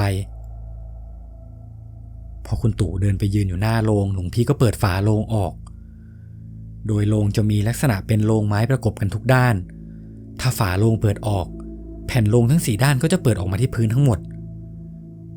ทำให้มองเห็นเป็นศพหนึ่ง ถูกผ้าขาวคลุมอยู่ข้างในแล้วผ้านั้นก็เต็มไปด้วยน้ำหนองของศพจากผ้าขาวๆก็มีคราบเหลืองคราบดำเต็มตัวไปหมดยิ่งเปิดโลงออกกลิ่นเหม็นก็จะยิ่งฟุ้งกระจายไปทั่วห้องหลวงพ่อบอกให้คุณตู่ขึ้นไปนั่งลงบนฝาโลงแล้วก็เอาหัวเข่าชิดกับศพเอาไว้ตอนนั้นคุณตู่ตัวสั่นไปหมดไม่รู้ว่าจะต้องเจออะไรแบบนี้พอหัวเข่าของเขาอยู่ชิดกับศพหลวงพี่ก็เปิดผ้าคลุมศพออกเห็นด้านในเป็นศพที่เน่ามากแล้วมือศพยังคงพนมอยู่และมีสายสิญจน์พันรอบๆมีน้ำหนองเปียกๆตามเสื้อตามกางเกงเต็มไปหมดกางเกงที่ศพใส่ก็จะเป็นกางเกงสีขาวคล้ายกับกางเกงของคนที่มาปฏิบัติธรรมแต่น้ำหนองก็เลอะไปหมดแล้วจนแทบจะมองไม่ออกบางจุดของศพก็กลายเป็นกระดูกไปแล้วเหมือนศพจะเน่าจนเนื้อเปื่อยแล้วหลุดออกไปเองคุณตู่เกือบจะอ้วกออกมาตรงนั้นเขาพยายามตั้งสติเอาไว้และหลวงพี่ก็แกะสายสิญจน์ที่ผูกกับมือของศพออกมาพร้อมกับให้คุณตู่ยื่นมือที่เขาถนัดที่สุดขึ้นจากนั้นหลวงพี่ก็เอามือของศพมาประกบกับมือของคุณตู่เอาไว้แล้วก็เอาสายสิญจน์มาพันอีกประมาณ4 รอบทำให้มือทั้งสองคนติดกันหลวงพี่บอกคุณตู่ว่าดูร่างอาจารย์ใหญ่ให้ชัดๆแล้วจำเอาไว้จ้องมองให้ชัดๆคุณตู่ก็ดูศพตั้งแต่หัวจรดปลายเท้าพอเสร็จหลวงพี่ก็บอกให้เขาท่องคำว่ายุบหนอพองหนอให้ท่องแบบนี้ในใจตลอดพิธีห้ามหยุดท่องเด็ดขาดแล้วแกก็เน้นย้ำมาอีกว่าห้ามหยุดท่องเด็ดขาดนะก่อนจะหันมาถามคุณตู่ว่าพร้อมหรือยังคุณตู่ได้แต่พยักหน้าจากนั้นทั้งหลวงพี่และเจ้าหน้าที่ทุกคนก็เดินออกมาจากโกดังแล้วก็ปิดประตูไว้เหมือนเดิมทำให้ในห้องตอนนี้มืดสนิทไม่มีแสงเข้ามาสักจุดมีเพียงมือของคุณตู่กับมือของศพที่สัมผัสกันคุณตู่รีบทำสมาธิหลับตาแล้วก็ท่องตามที่หลวงพี่บอกยุบหนอพองหนอเขายังท่องแบบนั้นไปเรื่อยๆจนเวลาผ่านไปยังไม่ถึง10 นาทีเขาก็รู้สึกว่ามือที่ผูกกับสายสิญจน์กำลังกระตุกมือของเขาอยู่เหมือนมือคู่นั้นจะค่อยๆดึงมือของเขาเข้าไปใกล้ตัวช้าๆคุณตู่กลัวมากแต่สักพักมือนั้นก็หยุดกระตุกเขายังคงตั้งสติแล้วก็ท่องต่อไปและในความเงียบนั้นเองก็มีเสียงเหมือนมีฝาโลงเปิดออกช้าๆเป็นเสียงไม้ที่ค่อยๆแง้มออกซึ่งเป็นไปไม่ได้แน่ๆเพราะเขาอยู่ข้างในนี้คนเดียวจากที่เขาท่องยุบหนอพองหนอในใจตอนนี้เขาพูดออกมาเสียงดังเพื่อกลบเสียงฝาโลงที่เขาได้ยินแต่แล้วเหมือนว่าโลงแรกจะถูกเปิดจนสุดจากนั้นก็มีฝาโลงที่2ดังขึ้นมาอีกเป็นเสียงฝาโลงค่อยๆเลื่อนออกช้าๆพร้อมกับมีเสียงคนเดินไปมาอยู่รอบตัวของเขาคุณตู่ได้ยินเหมือนว่ามีใครกระซิบกันไปมาอยู่ในห้องแต่เขาฟังไม่รู้เรื่องตอนนั้นเขากลัวมากพยายามท่องให้ดังขึ้นอีกและในตอนนั้นเองก็มีเหมือนใครบางคนหายใจรดต้นคอของเขาถึงกับสะดุ้งขนลุกไปทั้งตัวเป็นแบบนี้อยู่เกือบตลอดเวลาที่เขานั่งอยู่บางครั้งก็เหมือนมีคนเอามืออีกมือมาชนกับมือของเขาบ้างจนเขาต้องรีบยกมือออกเหตุการณ์ประหลาดเกิดขึ้นอยู่รอบตัวเขาไปหมดจนเขารู้สึกเหมือนว่าเขาต้องหาอะไรทำเพื่อให้ตัวเองโฟกัสไปที่จุดอื่นคุณตู่เริ่มเอามือข้างที่ผูกกับศพเอาไว้คลำไปที่นิ้วของศพจนเขารู้สึกถึงกระดูกของศพที่กำลังเปื่อยติดกันเขาเริ่มพิจารณาศพที่อยู่ตรงหน้าเริ่มสงสัยว่าจุดไหนของศพที่มันเน่าไปแล้วบ้างเริ่มหยิบเนื้อที่เปื่อยเน่าของศพมาคลำดูความรู้สึกจนเขาไม่ได้สนใจเสียงที่อยู่รอบๆตัวแล้วเขาเริ่มลืมความกลัวไปแล้วตอนนั้นเขาก็รู้สึกเหมือนว่ามีไฟฟ้าสถิตเล็กๆช็อตจากแขนของศพสะท้อนมาที่ไหล่ของเขาจนเขารู้สึกร้อนแต่ก็ไม่ได้รุนแรงมากซึ่งอาการแบบนี้เกิดขึ้นไปมาเกือบครึ่งชั่วโมงแล้วเสียงแปลกๆที่ดังอยู่รอบๆก็เหมือนจะเริ่มเบาลงแล้วก็ค่อยๆเงียบไปด้วยความที่คุณตู่ยังสงสัยอยู่เขาค่อยๆเอามือเพื่อจะเอื้อมไปจับที่ข้อแขนของศพแต่ด้วยความที่มือของเขาถูกพันด้วยสายสิญจน์เอาไว้แน่นเลยเอื้อมไปไม่ได้คุณตู่เริ่มรู้สึกว่าตัวเองเริ่มใจเย็นลงไม่มีความกลัวในใจของเขาแล้ว แต่ตอนนั้นเองระหว่างที่เขาคิดว่าทุกอย่างเหมือนจะเป็นปกติอยู่ๆก็มีเสียงเหมือนคนวิ่งบนหลังคาเป็นเสียงรอยเท้าคนวิ่งไปวิ่งมาบางทีก็ล้มกลิ้งไปกลิ้งมาบนสังกะสีบ้างซึ่งเสียงมันดังมากๆอาการกลัวของคุณตู่กลับขึ้นมาอีกครั้งจนขนเขาลุกไปถึงหัวเขาหลับตาท่องเหมือนเดิมยุบหนอพองหนอพยายามตั้งสติให้อยู่และจากเสียงที่อยู่บนหลังคาเหมือนว่าจะเข้าใกล้เขามาขึ้นเรื่อยๆเสียงเหมือนมีเท้าคนกระโดดวิ่งวนโลงรอบๆตัวของเขาไปมาพร้อมกับมีเสียงเหมือนคนเอามือรูดไปที่พวงหรีดด้านบนหัวของเขาซึ่งตอนนั้นเหมือนว่าข้างในมันชุลมุนมากๆราวกับว่ามีคนอยู่ในห้องนี้เต็มไปหมดคุณตู่ตัวสั่นทำอะไรไม่ถูกเริ่มรู้สึกว่าตัวเองจะไม่ไหวแล้วเพราะเสียงวิ่งมันค่อนข้างดังมากๆเขากลัวจนสุดขีดในใจก็อยากจะลุกหนีไปจากตรงนี้แต่ก็กลัวไม่รู้ว่าจะออกไปแล้วจะเจออะไรบ้างแล้ววิญญาณก็เข้ามาแตะตัวคุณตู่บางทีก็ดึงเสื้อบางทีก็ดึงแขนเขาไม่ไหวจนถึงกับร้องไห้ออกมาเพราะมันหนักเกินกว่าที่เขาจะรับไหวแล้วทันใดนั้นเองอยู่ๆฝนก็ตกลงมาเสียงดังเสียงฝนได้กระทบลงกับเสียงสังกะสีจนแทบจะไม่ได้ยินเสียงอื่นแล้วคุณตู่ก็คิดในใจว่าถ้าฝนมันตกหนักขนาดนี้เขาจะทำยังไงกันดีเพราะกำหนดคือจะต้องมีเจ้าหน้าที่มารับตอน4 ทุ่มแต่จากตอนนี้เหมือนว่าฝนตกหนักไม่หยุดในตอนที่เขากำลังคิดอยู่นั้นจู่ๆก็ได้ยินเสียงคนเปิดประตูออกมาแล้วเสียงฝนก็เงียบไปคุณตู่รู้แล้วว่าน่าจะเป็นเจ้าหน้าที่แน่ๆเขารีบหันกลับไปดู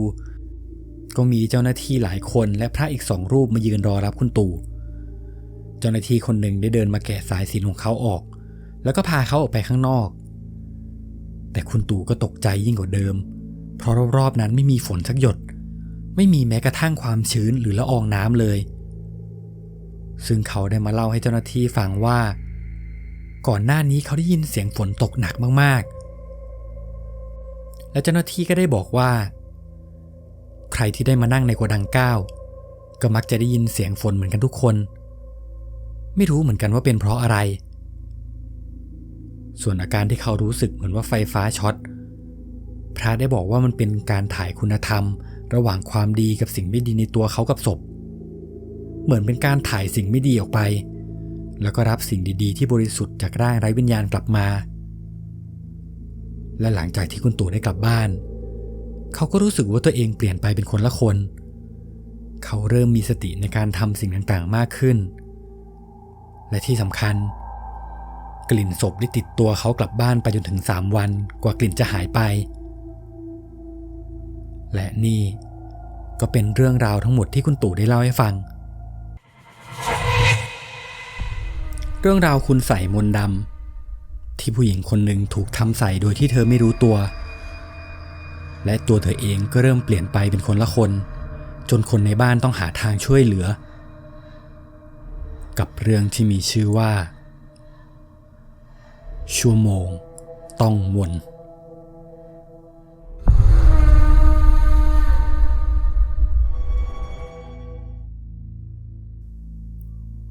เรื่องนี้เป็นเรื่องราวของคุณเชอรี่เหตุการณ์ย้อนกลับไปเมื่อ17 ปีก่อนช่วงนั้นคุณเชอรี่เรียนอยู่ปวสปี 2ในวิทยาลัยแห่งหนึ่งที่จังหวัดนครปฐมด้วยความที่คุณเชอรี่หน้าตาค่อนข้างดีเพื่อนเธอเลยได้แนะนำงานเสริมให้ทำระหว่างเรียนซึ่งเธอเองก็ดูชอบเพราะจะได้ทำงานไปด้วยเรียนไปด้วยโดยไม่ต้องไปเดือดร้อนเงินพ่อแม่งานที่คุณเชอรี่ทำเป็นอาชีพเกี่ยวกับ VJ ในห้างที่กรุงเทพซึ่งเธอจะใช้วิธีนั่งรถทัวร์ไปทำงานทุกครั้งหลังจากเลิกเรียนจนพอถึงเวลาเปิดเทอมใหญ่เธอก็ได้เข้ามาทำงานบ่อยมากขึ้นกว่าเดิมทำให้เธอมีประสบการณ์มากขึ้นและในตอนนั้นเองก็มีร้านอาหารอีกร้านหนึ่งได้เสนอให้เธอเข้าไปทำงานโดยไม่กระทบกับงานที่เธอทำอยู่ซึ่งเธอเองก็ดูสนใจมากๆเลยลองทำดูจนถึงวันเปิดเทอมคุณเชอรี่ก็ยังทำงานทั้งสองที่อยู่โดยตอนที่เธอไปเรียนเธอจะพกเสื้อผ้าใส่กระเป๋าไปด้วยแล้วหลังจากเรียนเสร็จเธอก็จะนั่งรถเข้ากรุงเทพเพื่อไปทำงานในห้องพอเสร็จจากห้าง ก็จะทำงานต่อที่ร้านอาหารจนถึงเช้าจนมีเหตุการณ์หนึ่งเกิดขึ้นหลังจากที่เธอได้ทำงานในร้านอาหารได้แค่เดือนกว่าๆช่วงนั้นจะมีพนักงานเสิร์ฟคนหนึ่งที่ชอบมองคุณเชอรี่บ่อยๆตอนที่เธอทำงานโดยคุณเชอรี่เองก็รู้ดีว่าเขาคงจะชอบเธอเพราะในทุกๆครั้งที่คุณเชอรี่ทำงานเขาก็มักจะเอาขนมมาให้บ้างเอาน้ำดื่มมาให้บ้างแต่คุณเชอรี่ก็ไม่ได้คิดอะไรเธอคิดแค่ว่าอยากทำงานไปด้วยเรียนไปด้วยไม่อยากสนใจเรื่องอะไรพวกนี้และผู้ชายคนนั้นเองก็ไม่ได้หน้าตาดีพอเป็นแบบนี้นานๆเข้าทำให้คุณเชอรี่เริ่มรำคาญเธอเริ่มต่อว่าผู้ชายคนนั้นทุกครั้งที่เอาขนมมาให้ซึ่งเธอใช้คำพูดค่อนข้างแรงเพื่อต้องการให้ผู้ชายคนนั้นเลิกยุ่งกับเธอสักทีเธอจะได้ทำงานได้อย่างสบายใจเธอพูดประมาณว่าพี่ไม่รำคาญตัวเองบ้างเหรอเชอรี่ยังรำคาญพี่เลยเอาขนมมาให้ทำไมทุกวันรู้ว่าเชอรี่ไม่ได้ชอบพี่เป็นใครแล้วเชอรี่เป็นใครซึ่งคำพูดที่เธอพูดจะค่อนข้างรุนแรงกว่านี้มากแต่ตอนนั้นเธอก็ไม่ได้คิดอะไรแค่อยากตัดผู้ชายคนนี้ออกเลยใช้คำพูดแรงๆเพราะเคยพูดดีๆแล้วแต่เขาก็ยังมาตอแยเธออยู่หลังจากที่ว่าเขาไปครั้งนั้นคุณเชอรี่กลับมาที่บ้านเธอก็ได้เล่าเรื่องนี้ให้กับพ่อแม่ฟัง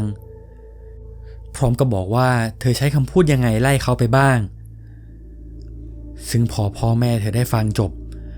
พ่อแม่เองก็ตกใจบอกว่าคุณเชอรี่ใช้คำพูดแรงไปหรือเปล่ายังไงก็ต้องทำงานที่เดียวกันกับเขากลัวว่าเขาจะคิดไม่ดีกับเราแล้วมันจะยิ่งหนักขึ้นแต่คุณเชอรี่ก็ไม่ได้คิดอะไรหลังจากวันนั้นผู้ชายคนนั้นก็ยังคงเอาขนมมาให้อยู่เธอไม่รู้จะทำยังไงก็ได้แต่รับเอาไว้แล้วเธอก็ได้เริ่มหยิบขนมหยิบน้ำที่เขาเอามาให้ทานเล่นระหว่างทำงานบ้างเอามากินตอนอยู่บ้านบ้างซึ่งหลังจากที่เธอได้กินของที่เขาให้เธอก็รู้สึกว่าเธอมีอาการแปลกไปเธอเริ่มรู้สึกดีกับผู้ชายคนนั้นรู้สึกว่าผู้ชายคนนั้นมีความหล่ออย่างบอกไม่ถูกจากตอนแรกที่ผู้ชายคนนั้นไม่ได้อยู่ในสายตาเธอเลยจนความรู้สึกนั้นกลายมาเป็นความรักคุณเชอรี่เริ่มคุยกับเขาบ่อยขึ้นเขาพาไปไหนก็ไปเธอรู้สึกว่าเธอชอบผู้ชายคนนี้มากๆจนเวลาผ่านไปประมาณ2 อาทิตย์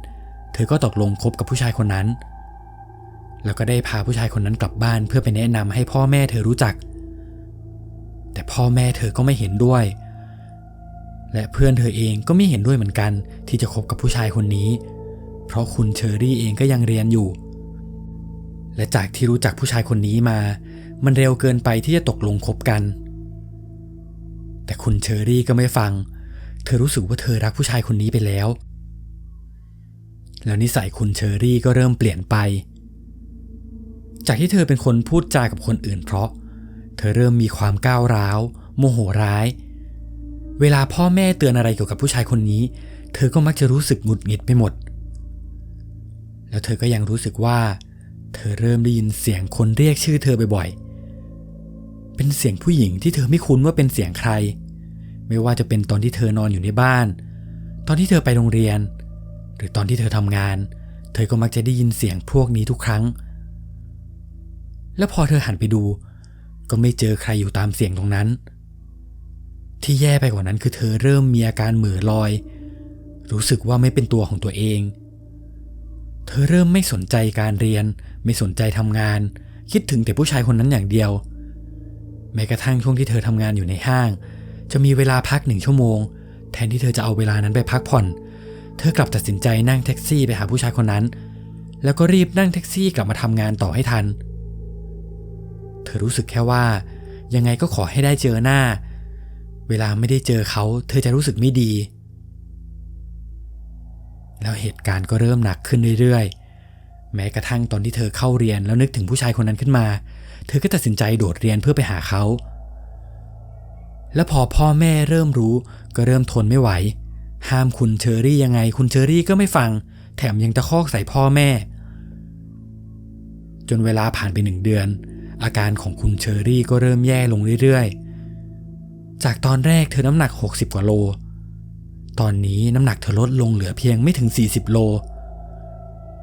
หน้าตาเธอเริ่มดำคล้ำพ่อแม่เธอเองก็รู้สึกแล้วว่ามันเริ่มแปลกๆเลยพาคุณเชอรี่เข้าวัดเพื่อให้พระรดน้ำมนต์ให้ซึ่งคุณเชอรี่ก็ไปแต่ก็เหมือนอาการจะไม่ดีขึ้นเหตุการณ์วนไปวนมาแบบนั้นทุกครั้งที่ผู้ชายคนนั้นส่งเพจเจอมาหาเธอก็รู้สึกว่าต้องไปเจอหน้าเขาทุกครั้งและตอนที่เธอออกไปก็มักจะมีปากเสียงกับแม่บ่อยๆจนสุดท้ายเธอตัดสินใจเก็บเสื้อผ้าหนีออกจากบ้านเพื่อไปอยู่หอพักคนเดียวพ่อแม่จะได้ไม่ต้องมาขัดขวางให้เธอคุยกับผู้ชายคนนั้นซึ่งพออยู่ไปได้สักพักเธอก็เริ่มมีอาการคิดถึงพ่อกับแม่เธอนอนร้องไห้แทบทุกคืนแต่อีกใจก็บอกว่าดีแล้วเพราะถ้ากลับบ้านไปยังไงพ่อแม่ก็ต้องขัดขวางไม่ให้เธอเจอผู้ชายคนนั้นแน่ๆจนเวลาผ่านไปถึงเดือนที่3วันนั้นเธอไม่ได้เข้าเรียนเธอนอนทั้งวันจนตื่นขึ้นมาอีกทีตอนเย็นเธอตั้งใจจะเตรียมตัวอาบน้ำเพื่อจะออกไปทำงานแต่ตอนนั้นเองเธอกลับรู้สึกว่าปากของเธอมีอาการชาๆพอจับดูเธอก็รู้สึกเหมือนว่าปากเธอจะเจอคล้ายกับโดนอะไรบางอย่างกัดที่ปากเธอพยายามไม่คิดอะไรจนลุกขึ้นไปอาบน้ำและระหว่างที่เธอส่องกระจกเธอก็ตกใจมากเพราะว่าหน้าเธอเบี้ยวไป1 ข้างเบี้ยวจนถึงขั้นที่เธอไม่สามารถปิดตาได้ปากเธอก็เบี้ยวผิดรูปแต่ด้วยความที่ต้องไปทำงานเธอเลยตัดสินใจใส่แว่นดำไปพอเธอกลับมาที่ห้องอาการของเธอก็เหมือนจะไม่ดีขึ้นมีแต่จะหนักมากขึ้นทุกวันจนเธอกระดกน้ำไม่ได้ต้องใช้หลอดดูดเพราะกระดกน้ำที่ไรน้ำก็จะไหลออกมาข้างนอกปากทั้งหมดกินข้าวก็กินไม่ได้ทุกครั้งที่เธอทานก็จะอ้วกออกมาทันทีและสิ่งที่ปนมากับอ้วกก็มักจะเป็นน้ำสีเขียวๆดำๆช่วงนั้นเธออ้วกแทบทุกวันหน้าตาก็ยิ่งเบี้ยวหนักขึ้นจนสุดท้ายเธอตัดสินใจเข้าไปคุยกับที่ทำงานเพื่อขอลาออกเพราะเธอรับกับหน้าตาตัวเองไม่ได้แล้วช่วงนั้นมันก็หนักมากจนถึงขั้นเธอไม่กล้าส่องกระจกในห้องนอนของเธอก็ทุบออกทั้งหมดแล้วเธอก็เริ่มมีอาการไอตัวร้อนมีไข้ขึ้นเธอได้เข้าไปคุยกับที่โรงเรียนว่าขอพักรักษาตัวก่อนซึ่งทางอาจารย์เองก็เข้าใจเลยใช้วิธีให้คุณเชอรี่เอางานกลับมาทำที่บ้านแล้วค่อยส่งอาจารย์ตามหลังในขณะที่เธอป่วยอยู่เธอก็ยังคงต้องไปหาผู้ชายคนนั้นตลอดทุกครั้งที่เขาส่งข้อความมาหาไม่ว่าอาการเธอจะแย่ขนาดไหนเธอก็ต้องไปรวมถึงตอนที่ผู้ชายคนนั้นเข้างานหรือเลิกงานเธอก็ต้องเป็นคนขับรถมอไซค์พาเขาไปจนอาการเธอเริ่มแย่มากๆแล้วเธอก็เริ่มไม่ไหวเลยตัดสินใจโทรหาพ่อกับแม่ให้มารับคุณเชอรี่เลยได้กลับไปอยู่บ้านอีกครั้งเธอได้ขอโทษพ่อกับแม่ถึงเรื่องราวที่เธอทำทั้งหมดซึ่งแม่เองก็ให้อภัยเพราะตอนมาอยู่บ้านแม่ก็พยายามรักษาทุกวิถีทางเพื่อให้เธอหายดีไม่ว่าจะเป็นการเอายาแผนโบราณมาต้มให้ดื่มรวมถึงการไปหาหมอที่โรงพยาบาลเธอรักษาไปมาอยู่ประมาณ3 เดือนสิ่งที่แปลกไปกว่านั้นคือในขณะที่อาการเธอหนักขึ้นเรื่อยๆทางโรงพยาบาลกลับบอกว่าตลอด3 เดือนมานี้หมอตรวจหาอะไรไม่เจอเลยอาการของคุณเชอรี่ดูปกติมากๆจนหมอถึงขั้นพูดมาว่าคุณเชอรี่ครับคุณเชื่อเรื่องโรคเวรโรคกรรมไหมครับทุกคนที่อยู่ตรงนั้นต่างก็ตกใจไม่คิดว่าหมอจะมาพูดอะไรแบบนี้แล้วหมอก็บอกต่ออีกว่าผมเป็นโรงพยาบาลเอกชนผมไม่สามารถรักษาต่อได้จริงๆครับอยากให้คุณเชอรี่ย้ายโรงพยาบาลไปเป็นโรงพยาบาลประจำจังหวัดที่นครปฐมครอบครัวเธอเองก็ไม่รู้จะทำยังไงเลยต้องย้ายเธอกลับมาที่บ้านก่อนแต่ด้วยความที่หมอในโรงพยาบาลนี้ก็ไม่รู้ว่าเธอเป็นอะไรเลยได้แค่ให้ยาตามอาการที่เธอเป็นอยู่ซึ่งในวันหนึ่งเธอก็กินยาเกือบ10 เม็ดเวลาผ่านไปสักพักจากอาการที่เธอแย่ๆอยู่เธอก็เริ่มมีอาการดีขึ้นเธอเริ่มมีสติร่างกายเริ่มกลับมาเป็นปกติซึ่งเธอเองก็ไม่รู้ว่าเป็นเพราะอะไร จนมารู้ทีหลังตอนที่น้องสาวเธอบอกว่าน่าจะเป็นเพราะน้ำในตู้เย็นรู้ไหมว่าน้ำในตู้เย็นไม่มีใครกล้ากินหรอกเพราะแม่เอาน้ำล้างเท้ามาให้คุณเชอรี่กินรวมถึงน้ำที่แม่บิดจากผ้าถุงของแม่กับน้ำล้างทางเข้าบ้านเพราะเขามีความเชื่อว่าเป็นการเรียกให้ขวัญกลับมาซึ่งแม่ได้ห้ามน้องเอาไว้ว่าห้ามบอกคุณเชอรี่เด็ดขาดเท่านั้นยังไม่พอช่วงที่คุณเชอรี่หลับพ่อของเธอก็ได้เข้ามาในห้องแล้วก็สวดมนต์ให้ตลอดแล้วพ่อก็ได้ให้ท้าวเวสสุวรรณคุณเชอรี่มาติดตัวเอาไว้ตั้งแต่วันนั้นที่คุณเชอรี่มีอาการดีขึ้นจากที่เธอได้ยินเสียงผู้หญิงเรียกมาตลอดวันนี้เธอไม่ได้ยินแล้วจนเหมือนว่าเธอเริ่มกลับมาเป็นปกติจนเธอกลับบ้านได้คุณเชอรี่มีความรู้สึกหนึ่งที่มันเปลี่ยนไปคือเธอไม่ได้คิดถึงผู้ชายคนนั้นเลยความรักความหลงที่เคยมีก่อนหน้านี้มันหายไปแล้วมันก็กลายเป็นความเกลียดขึ้นมาเป็นความรู้สึกแรกที่เธอเจอผู้ชายคนนั้นเธอเลยคิดว่าเดี๋ยววันนี้เธอจะต้องไปหาผู้ชายคนนั้นแล้วต้องไปบอกเลิกเขาให้ได้เพื่อจะแยกกันไปทางใครทางมันแล้วพอหลังจากเลิกเรียนคุณเชอรี่ก็ตัดสินใจขับมอไซค์ไปหาผู้ชายคนนั้นที่ห้องเช่าทันทีแล้วพอไปถึงหน้าห้องยังไม่ทันที่เธอจะเข้าไปอยู่ๆขนเธอก็ลุกไปทั้งตัวในใจเริ่มไม่อยากเข้าไปข้างในนั้นเพราะใจเธอสั่นแล้วก็เริ่มกลัวไปหมดแต่ยังไงเธอก็ต้องบอกเลิกเขาให้ได้เธอตัดสินใจเคาะประตูเสียงดังเพื่อเรียกเขาออกมาแต่ข้างในกลับเงียบไม่มีเสียงตอบกลับเธอจับกรประตูก็ปรากฏว่าประตูไม่ได้ล็อกเธอเลยตัดสินใจผลักประตูเข้าไปในห้องแต่ในห้องตอนนั้นก็ค่อนข้างมืดเพราะเขาไม่ได้เปิดไฟไม่ได้เปิดหน้าต่างแต่ก็ยังมีแสงจากประตูที่คุณเชอรี่เปิดออกมาทำให้มองเห็นข้างในได้ค่อนข้างชัดแล้วสิ่งที่เธอเห็นก็คือผู้ชายคนนั้นกำลังถือรูปคุณเชอรี่แล้วก็ท่องบทสวดมนต์อะไรสักอย่างเธอตกใจมากไม่รู้ว่ามันเกิดอะไรขึ้นแม่เธอเองก็เคยเตือนเธอเรื่องนี้แล้วแต่เธอก็ไม่เชื่อจนเธอมาเห็นกับตาของตัวเองเธอโมโหมากเดินไปกระชากไหล่ของผู้ชายคนนั้นออกมาแล้วก็พูดว่าที่ผ่านมากูไม่รู้หรอกนะว่ามันเกิดอะไรขึ้นแต่ตอนนี้กูไม่ได้รักมึงแล้วมึงปล่อยกูไปเถอะจบกันแค่นี้พอพูดจบเธอก็หันหลังกำลังจะเดินออกจากห้องและตอนนั้นเองผู้ชายคนนั้นก็พุ่งเข้ามากระชากตัวเธอเข้าไปในห้องน้ำแล้วก็กดหัวเธอเอาไว้กับพื้นพร้อมกับเอามีดปลายแหลมจ่อที่คอของเธอ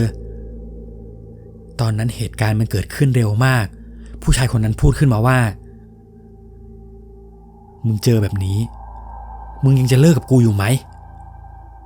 คุณเชอรี่กลัวก็กลัวแต่โมโหก็โมโหคิดในใจว่าถ้าไม่สู้เธอก็ต้องตายเธอตัดสินใจแย่งมีดจากมือของเขามาได้พยายามจะแทงไปที่หน้าอกของเขาแต่เขาก็เบี่ยงหลบทันแล้วเธอก็แกว่งมีดมาแทงอีกทีรอบนี้มีดแทงเข้าไปที่ต้นแขนของเขาเต็มๆจนเลือดพุ่งออกมาเต็มหน้าคุณเชอรี่พอเป็นแบบนั้นเธอก็เริ่มตั้งสติขึ้นมาได้เธอเริ่มคิดแล้วว่ามันเกิดอะไรขึ้นนี่เธอกำลังทำอะไรลงไปเธอกำลังฆ่าคนตายใช่ไหมเธอรีบวิ่งออกมาจากห้องแล้วก็ขับรถกลับมาที่บ้านแล้วเธอก็เข้าไปหาแม่พร้อมกับร้องไห้แล้วก็ยื่นมีดเล่มนั้นให้แม่เธอเล่าเรื่องที่เกิดขึ้นให้แม่ฟังทั้งหมดแล้วก็บอกแม่ว่าแม่เชอรี่ฆ่าคนซึ่งเธอเองก็ไม่รู้ว่าเขาจะเป็นยังไงบ้างแต่เธอก็กลัวตัวสั่นไปหมดแม่เธอเลยบอกว่าไม่เป็นไรลูกไม่เป็นไรเดี๋ยวแม่จะช่วยเองพอหลังจากวันนั้นเหตุการณ์ก็เหมือนจะเงียบไปคุณเชอรี่ก็คอยฟังข่าวของผู้ชายคนนั้นว่าจะเป็นยังไงบ้างกลัวว่าเธอจะฆ่าเขาตายจริงๆจนผ่านมาได้2 วันอยู่ๆผู้ชายคนนั้นก็ขับมอไซค์มาที่หน้าบ้านคุณเชอรี่แขนของเขาพันด้วยผ้าพันแผลลักษณะของเขาเมามากๆเขาถือเบียร์มาขวดหนึ่งแล้วก็มายืนตะโกนเรียกคุณเชอรี่อยู่ที่หน้าบ้านพอแม่คุณเชอรี่ออกไปดูเขาก็บอกแม่ว่าแม่ผมขอคุยกับเชอรี่หน่อยแม่เลยกลับเข้ามาหาคุณเชอรี่แล้วก็ถามว่าเธอจะเอายังไงแต่คุณเชอรี่ก็ยังยืนยันว่าจะไม่คุย ถ้าเขาจะแจ้งตำรวจว่าเธอทำร้ายร่างกายก็ให้แจ้งไปเลยแล้วค่อยไปคุยที่โรงพักพอแม่คุณเชอรี่กลับไปไล่ให้เขากลับไปเขากลับโมโหมากเขาตัดสินใจเอาขวดเบียร์ที่ถือมาทุบไปที่ท้ายรถกระบะหน้าบ้านพร้อมกับกรีดแขนของเขาจนเลือดไหลออกคนในบ้านต่างแตกตื่นกันไปหมดจนพ่อคุณเชอรี่และลูกน้องอีก2 คนต้องมาลากตัวเขาออกไปข้างนอกแล้วตั้งแต่วันนั้นเชอรี่ก็ไม่เคยเจอหน้าผู้ชายคนนั้นอีกจนเวลาผ่านมา10 กว่าปีคุณเชอรี่ได้เข้าทำงานแต่งงานแล้วก็มีครอบครัวอยู่ที่จังหวัดสระบุรีนานๆทีเธอจะได้กลับมาบ้านที่นครปฐมจนสุดท้ายเธอตั้งท้องด้วยความที่บริษัทสามารถลาได้3 เดือนเลยขอแม่แฟนว่าจะขอกลับไปพักฟื้นที่นครปฐมเพราะจะได้อยู่กับแม่ด้วยซึ่งตลอด3 เดือนที่คุณเชอรี่กลับบ้านเธอก็ฝันเห็นผู้ชายคนนั้นอีกจากตอนแรกที่เธอไม่เคยนึกถึงเขาเลยจนแทบจะลืมเขาไปแล้วอยู่ๆเขาก็เข้ามาหาในฝันแล้วก็ไอแห้งๆจากนั้นก็พูดชวนคุณเชอรี่ไปเที่ยวที่นั่นที่นี่ซึ่งในฝันเธอก็ตอบปฏิเสธไปทุกครั้งเป็นแบบนั้นตลอด3 เดือนจนมีวันหนึ่งเธอได้ไปเดินห้างกับน้องสาวตอนที่เธอลงจากลานจอดรถในห้างกำลังจะเดินเข้าไปข้างในอยู่ๆน้องของเธอก็มาสะกิดแล้วก็บอกว่าพี่เชอรี่พี่เห็นไหมเห็นตรงนั้นหรือเปล่าพอเธอหันไปดูเธอถึงกับตกใจเพราะเธอเห็นแฟนเก่าของเธอยืนอยู่นิ่งๆที่ตรงเสาลานจอดรถเขาสวมเสื้อสีขาวกางเกงยีนตอนที่คุณเชอรี่มองเขาก็หันมามองคุณเชอรี่เหมือนกันเธอรีบหลบสายตาแล้วก็เดินหนีจนมาอีกวันหนึ่งเธอไปที่ห้างนั้นอีกครั้งก็ยังเจอเขาอยู่ที่เดิมชุดเดิมแต่ครั้งนี้เธอเห็นหน้าเขาชัดๆหน้าตาของเขาดูคล้ำดำและก็ผอมมาก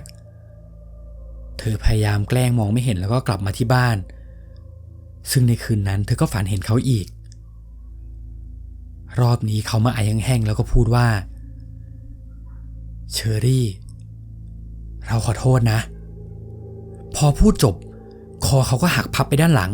ลักษณะเหมือนคนคอหักพับไปเลยเธอตกใจสะดุ้งตื่นขึ้นมา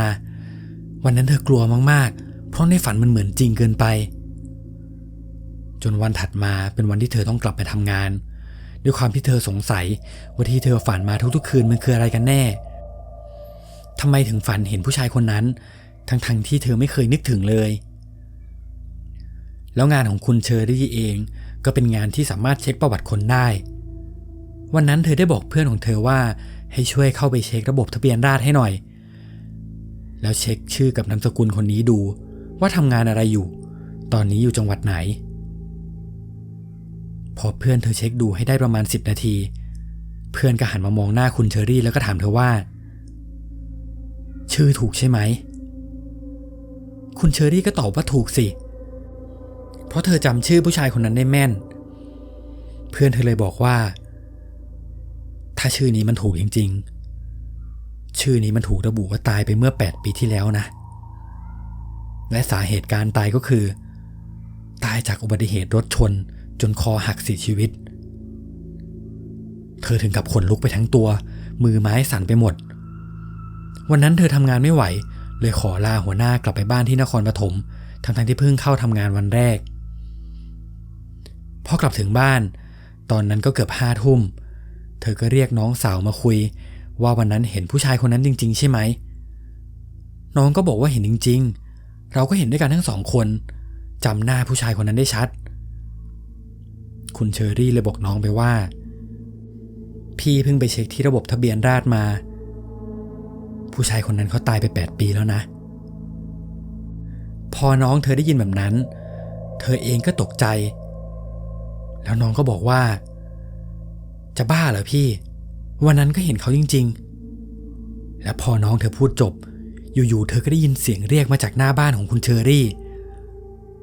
ซึ่งเธอจำได้ว่าเป็นเสียงของผู้ชายคนนั้นแล้วคนในบ้านก็ได้ยินกันทั้งหมดคุณเชอรี่กับน้องสาวถึงกับรีบกระโดดกอดกันเพราะต่างคนต่างก็กลัวมากๆน้องสาวเธอได้ร้องไห้ตัวสั่น จากนั้นก็รีบพากันเข้าบ้านแล้วก็นอนรวมกันแต่ด้วยความที่บ้านของเธอเป็นกระจกตอนที่เธอกำลังเคลิ้มๆจะหลับเธอมองไปที่ด้านนอกบ้านเห็นเป็นร่างของคนใส่เสื้อสีขาวกางเกงยีนสีขาวยืนอยู่ซึ่งเป็นชุดเดียวกับที่เธอเห็นเขายืนอยู่ในห้างเธอกลัวมากรีบพยายามหลับตาจะได้ผ่านพ้นคืนนี้ไปสักทีแต่ตอนนั้นเองเตียงที่เธอนอนอยู่กลับยวบลงไปเหมือนมีคนนั่งทับอยู่เธอค่อยๆลืมตามองแล้วสิ่งที่เธอเห็นทำให้เธอเกือบช็อกเพราะเธอเห็นร่างผู้ชายคนนั้นนั่งอยู่ที่ขอบเตียงลักษณะคอพับติดอยู่กับไหล่เขาไอแห้งๆแล้วก็พูดขึ้นมาว่าเชอรี่เราคอหักตายเราไปไหนไม่ได้เราต้องการมาหาเชอรี่เราพยายามเกาะท้ายรถยนต์คนที่ผ่านมาเรื่อยๆจนมาถึงจังหวัดนครปฐมแล้วเราก็นั่งรออยู่ที่หน้าบ้านเชอรี่มาหลายปีแล้วพอพูดจบร่างนั้นก็ค่อยๆจางหายไปและสิ่งสุดท้ายที่ได้ยินก่อนที่ร่างจะหายไปก็คือเชอรี่อโหสิกรรมให้เราด้วยนะเราจะได้ไปเกิดสักทีและพอร่างนั้นหายไปคุณเชอรี่ก็ถึงกับร้องไห้เพราะเธอกลัวมากๆจนถึงขั้นฉี่ราดเต็มที่นอนไปหมดพอเช้าวันรุ่งขึ้นเธอรีบเล่าเรื่องนี้ให้แฟนเธอฟัง